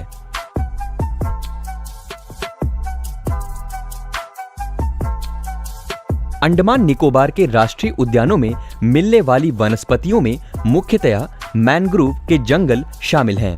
इसके अलावा इन राष्ट्रीय उद्यानों के दुर्लभ वन्यजीवों में Andaman horseshoe bat, crab eating macaque, dark serpent eagle, white bellied sea eagle, Andaman teal, green sea turtle तथा हाथी व हिरण आदि शामिल हैं।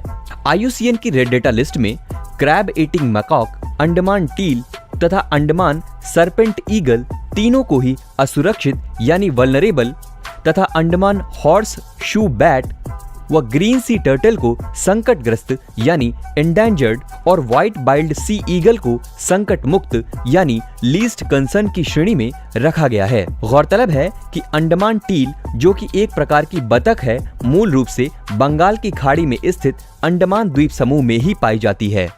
भारत के पूर्वोत्तर राज्यों में स्थापित किए गए महत्वपूर्ण राष्ट्रीय उद्यानों पर चर्चा करेंगे।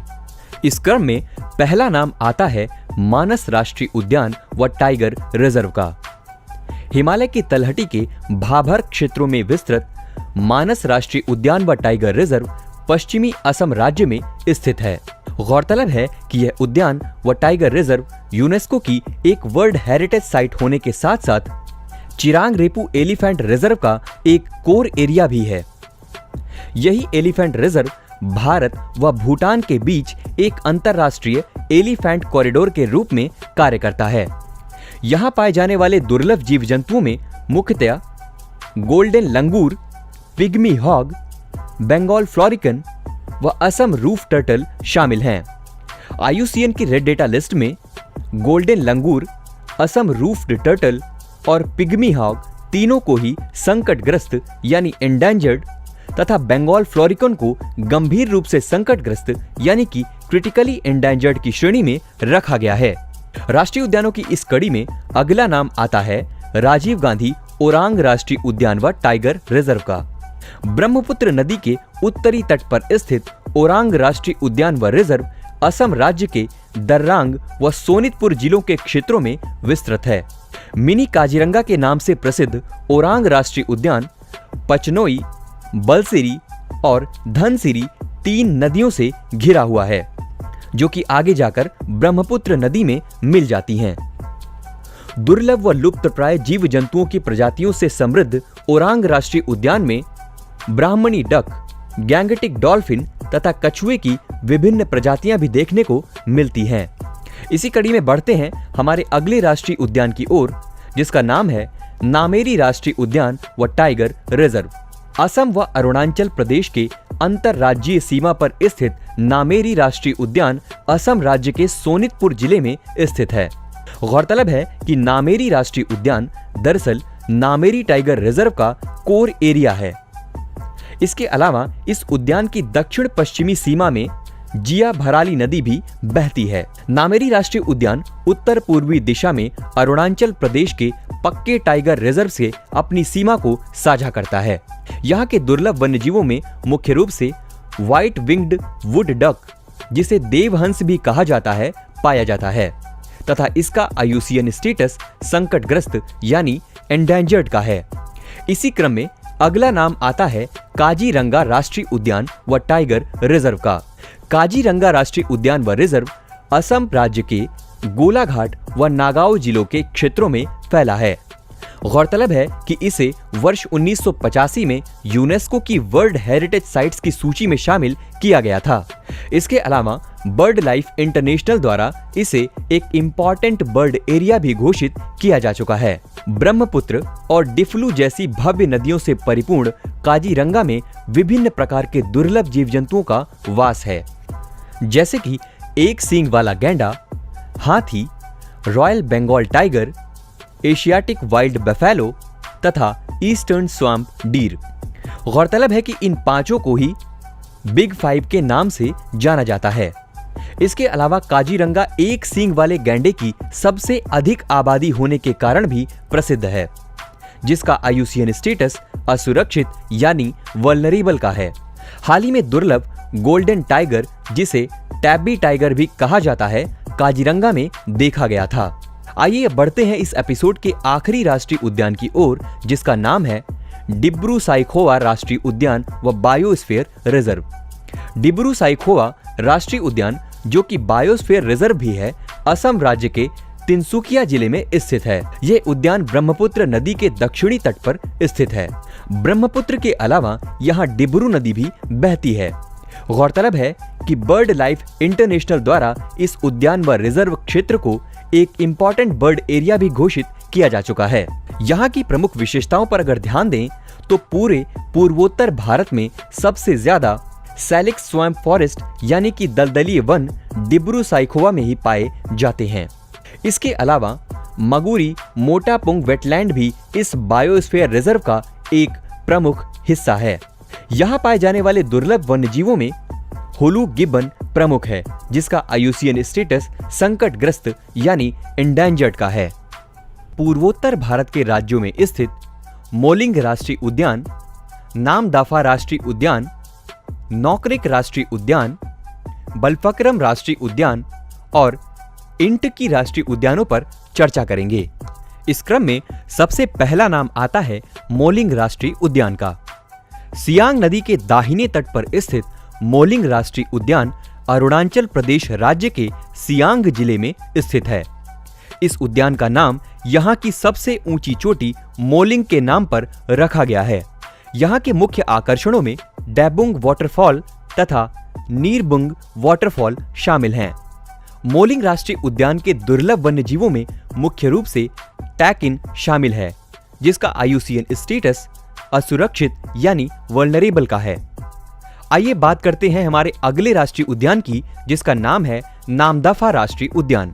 भारत और म्यांमार की अंतर्राष्ट्रीय सीमा पर स्थित नामदफा राष्ट्रीय उद्यान अरुणाचल प्रदेश राज्य के चांगलांग जिले में स्थित है। गौरतलब है कि यह उद्यान मिशमी पहाड़ियों के डाफा बूम रिज तथा पटकाई रेंजेस के बीच में स्थित है। इसी डाफा बूम रिज से नामदफा नदी की उत्पत्ति होती है, जो आगे जाकर यहीं पर बहने वाली दूसरी नदी नोआ डिहिंग में मिल जाती है। वर्ष 1983 में इस राष्ट्रीय उद्यान को एक टाइगर रिजर्व का दर्जा भी प्राप्त हो चुका है।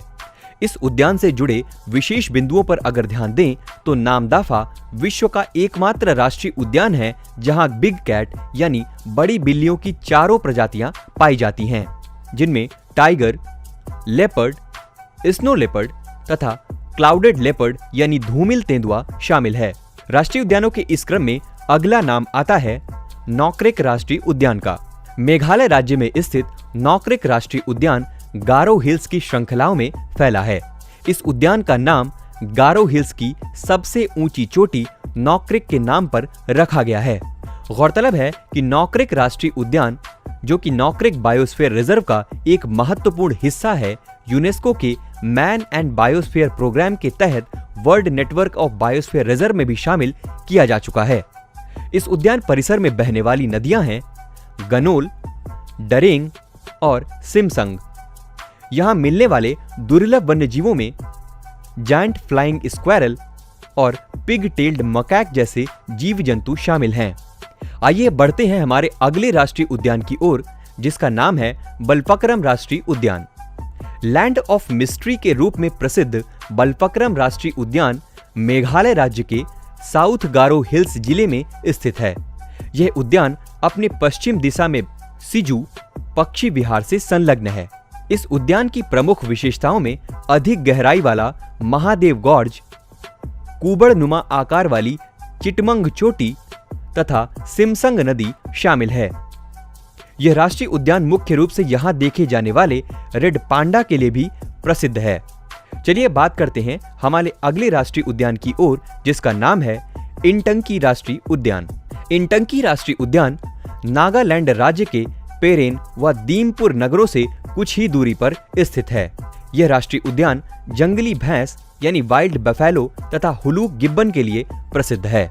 पूर्वोत्तर भारत में स्थित बाइसन राष्ट्रीय उद्यान, क्लाउडेड लेपर्ड राष्ट्रीय उद्यान, मुरलेन राष्ट्रीय उद्यान तथा फोंगपुई राष्ट्रीय उद्यानों पर चर्चा करेंगे। इस कड़ी में पहला नाम आता है क्लाउडेड लेपर्ड राष्ट्रीय उद्यान का।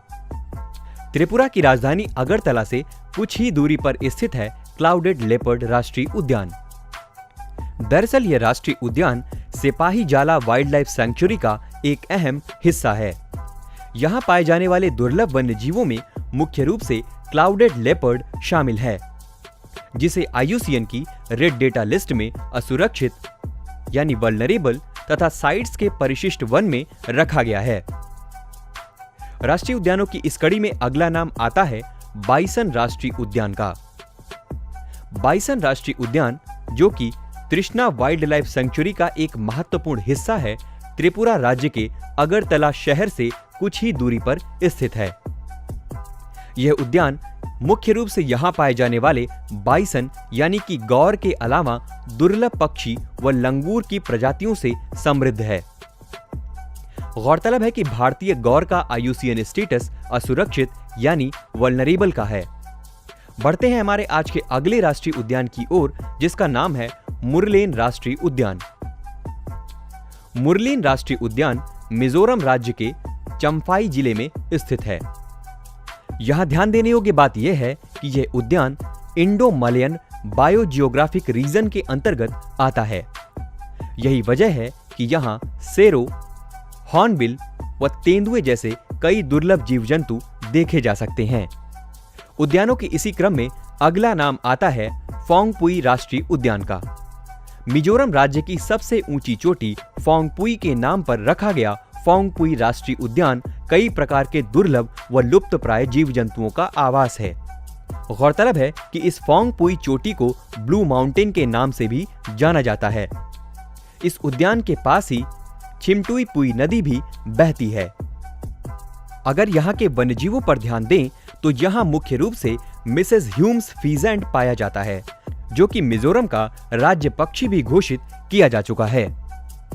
गौरतलब है कि इसका IUCN स्टेटस संकट निकट यानी कि नियर थ्रेटेंड का है। पूर्वोत्तर भारत के राज्यों में स्थित मोलिंग राष्ट्रीय उद्यान, नामदाफा राष्ट्रीय उद्यान, नौकरेक राष्ट्रीय उद्यान, बलफक्रम राष्ट्रीय उद्यान और इंटकी राष्ट्रीय उद्यानों पर चर्चा करेंगे। इस क्रम में सबसे पहला नाम आता है मोलिंग राष्ट्रीय उद्यान का।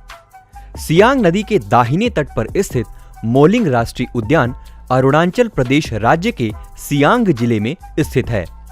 इस उद्यान का नाम यहाँ की सबसे ऊंची चोटी मोलिंग के नाम पर रखा गया है। यहाँ के मुख्य आकर्षणों में डेबुंग वाटरफॉल तथा नीरबुंग वाटरफॉल शामिल हैं। मोलिंग राष्ट्रीय उद्यान के दुर्लभ वन्यजीवों में मुख्य रूप से टैकिन शामिल है, जिसका IUCN स्टेटस असुरक्षित यानी वल्नरेबल का है। आइए बात करते हैं हमारे अगले राष्ट्रीय उद्यान की, जिसका नाम है नामदफा राष्ट्रीय उद्यान। भारत और म्यांमार की अंतर्राष्ट्रीय सीमा पर स्थित नामदफा राष्ट्रीय उद्यान अरुणाचल प्रदेश राज्य के चांगलांग जिले में स्थित है। गौरतलब है कि यह उद्यान मिशमी पहाड़ियों के डाफा बूम रिज तथा पटकाई रेंजेस के बीच में स्थित है। इसी डाफा बूम रिज से नामदफा नदी की उत्पत्ति होती है, जो आगे जाकर यहीं पर बहने वाली दूसरी नदी नोआ डिहिंग में मिल जाती है। वर्ष 1983 में इस राष्ट्रीय उद्यान को एक टाइगर रिजर्व का दर्जा भी प्राप्त हो चुका है। इस उद्यान से जुड़े विशेष बिंदुओं पर अगर ध्यान दें तो नामदफा विश्व का एकमात्र राष्ट्रीय उद्यान है जहां बिग कैट यानी बड़ी बिल्लियों की चारों प्रजातियां पाई जाती हैं, जिनमें टाइगर, लेपर्ड, स्नो लेपर्ड तथा क्लाउडेड लेपर्ड यानी धूमिल तेंदुआ शामिल है। राष्ट्रीय उद्यानों के इस क्रम में अगला नाम आता है नॉकरेक राष्ट्रीय उद्यान का। मेघालय राज्य में स्थित नॉकरेक राष्ट्रीय उद्यान गारो हिल्स की श्रृंखलाओं में फैला है। इस उद्यान का नाम गारो हिल्स की सबसे ऊंची चोटी नॉकरेक के नाम पर रखा गया है। गौरतलब है कि नॉकरेक राष्ट्रीय उद्यान, जो कि नॉकरेक बायोस्फीयर रिजर्व का एक महत्वपूर्ण हिस्सा है, यूनेस्को के मैन एंड बायोस्फीयर प्रोग्राम के तहत world network of biosphere reserve में भी शामिल किया जा चुका है। इस उद्यान परिसर में बहने वाली नदियां हैं गनोल, डरेंग और सिमसंग। यहां मिलने वाले दुर्लभ वन्यजीवों में जायंट फ्लाइंग स्क्वैरल और पिग टेल्ड मकैक जैसे जीव जंतु शामिल हैं। आइए बढ़ते हैं हमारे अगले राष्ट्रीय उद्यान की ओर, जिसका नाम है बलफक्रम राष्ट्रीय उद्यान। लैंड ऑफ मिस्ट्री के रूप में प्रसिद्ध बलफक्रम राष्ट्रीय उद्यान मेघालय राज्य के साउथ गारो हिल्स जिले में स्थित है। यह उद्यान अपने पश्चिम दिशा में सिजू पक्षी विहार से संलग्न है। इस उद्यान की प्रमुख विशेषताओं में अधिक गहराई वाला महादेव गॉर्ज, कुबड़-नुमा आकार वाली चिटमंग चोटी तथा सिमसंग नदी शामिल है। यह राष्ट्रीय उद्यान मुख्य रूप से यहां देखे जाने वाले रेड पांडा के लिए भी प्रसिद्ध है। चलिए बात करते हैं हमारे अगले राष्ट्रीय उद्यान की ओर, जिसका नाम है इंटंकी राष्ट्रीय उद्यान। इंटंकी राष्ट्रीय उद्यान नागालैंड राज्य के पेरेन व दीमपुर नगरों से कुछ ही दूरी पर स्थित है। यह राष्ट्रीय उद्यान जंगली भैंस यानी वाइल्ड बफेलो तथा हुलूक गिब्बन के लिए प्रसिद्ध है।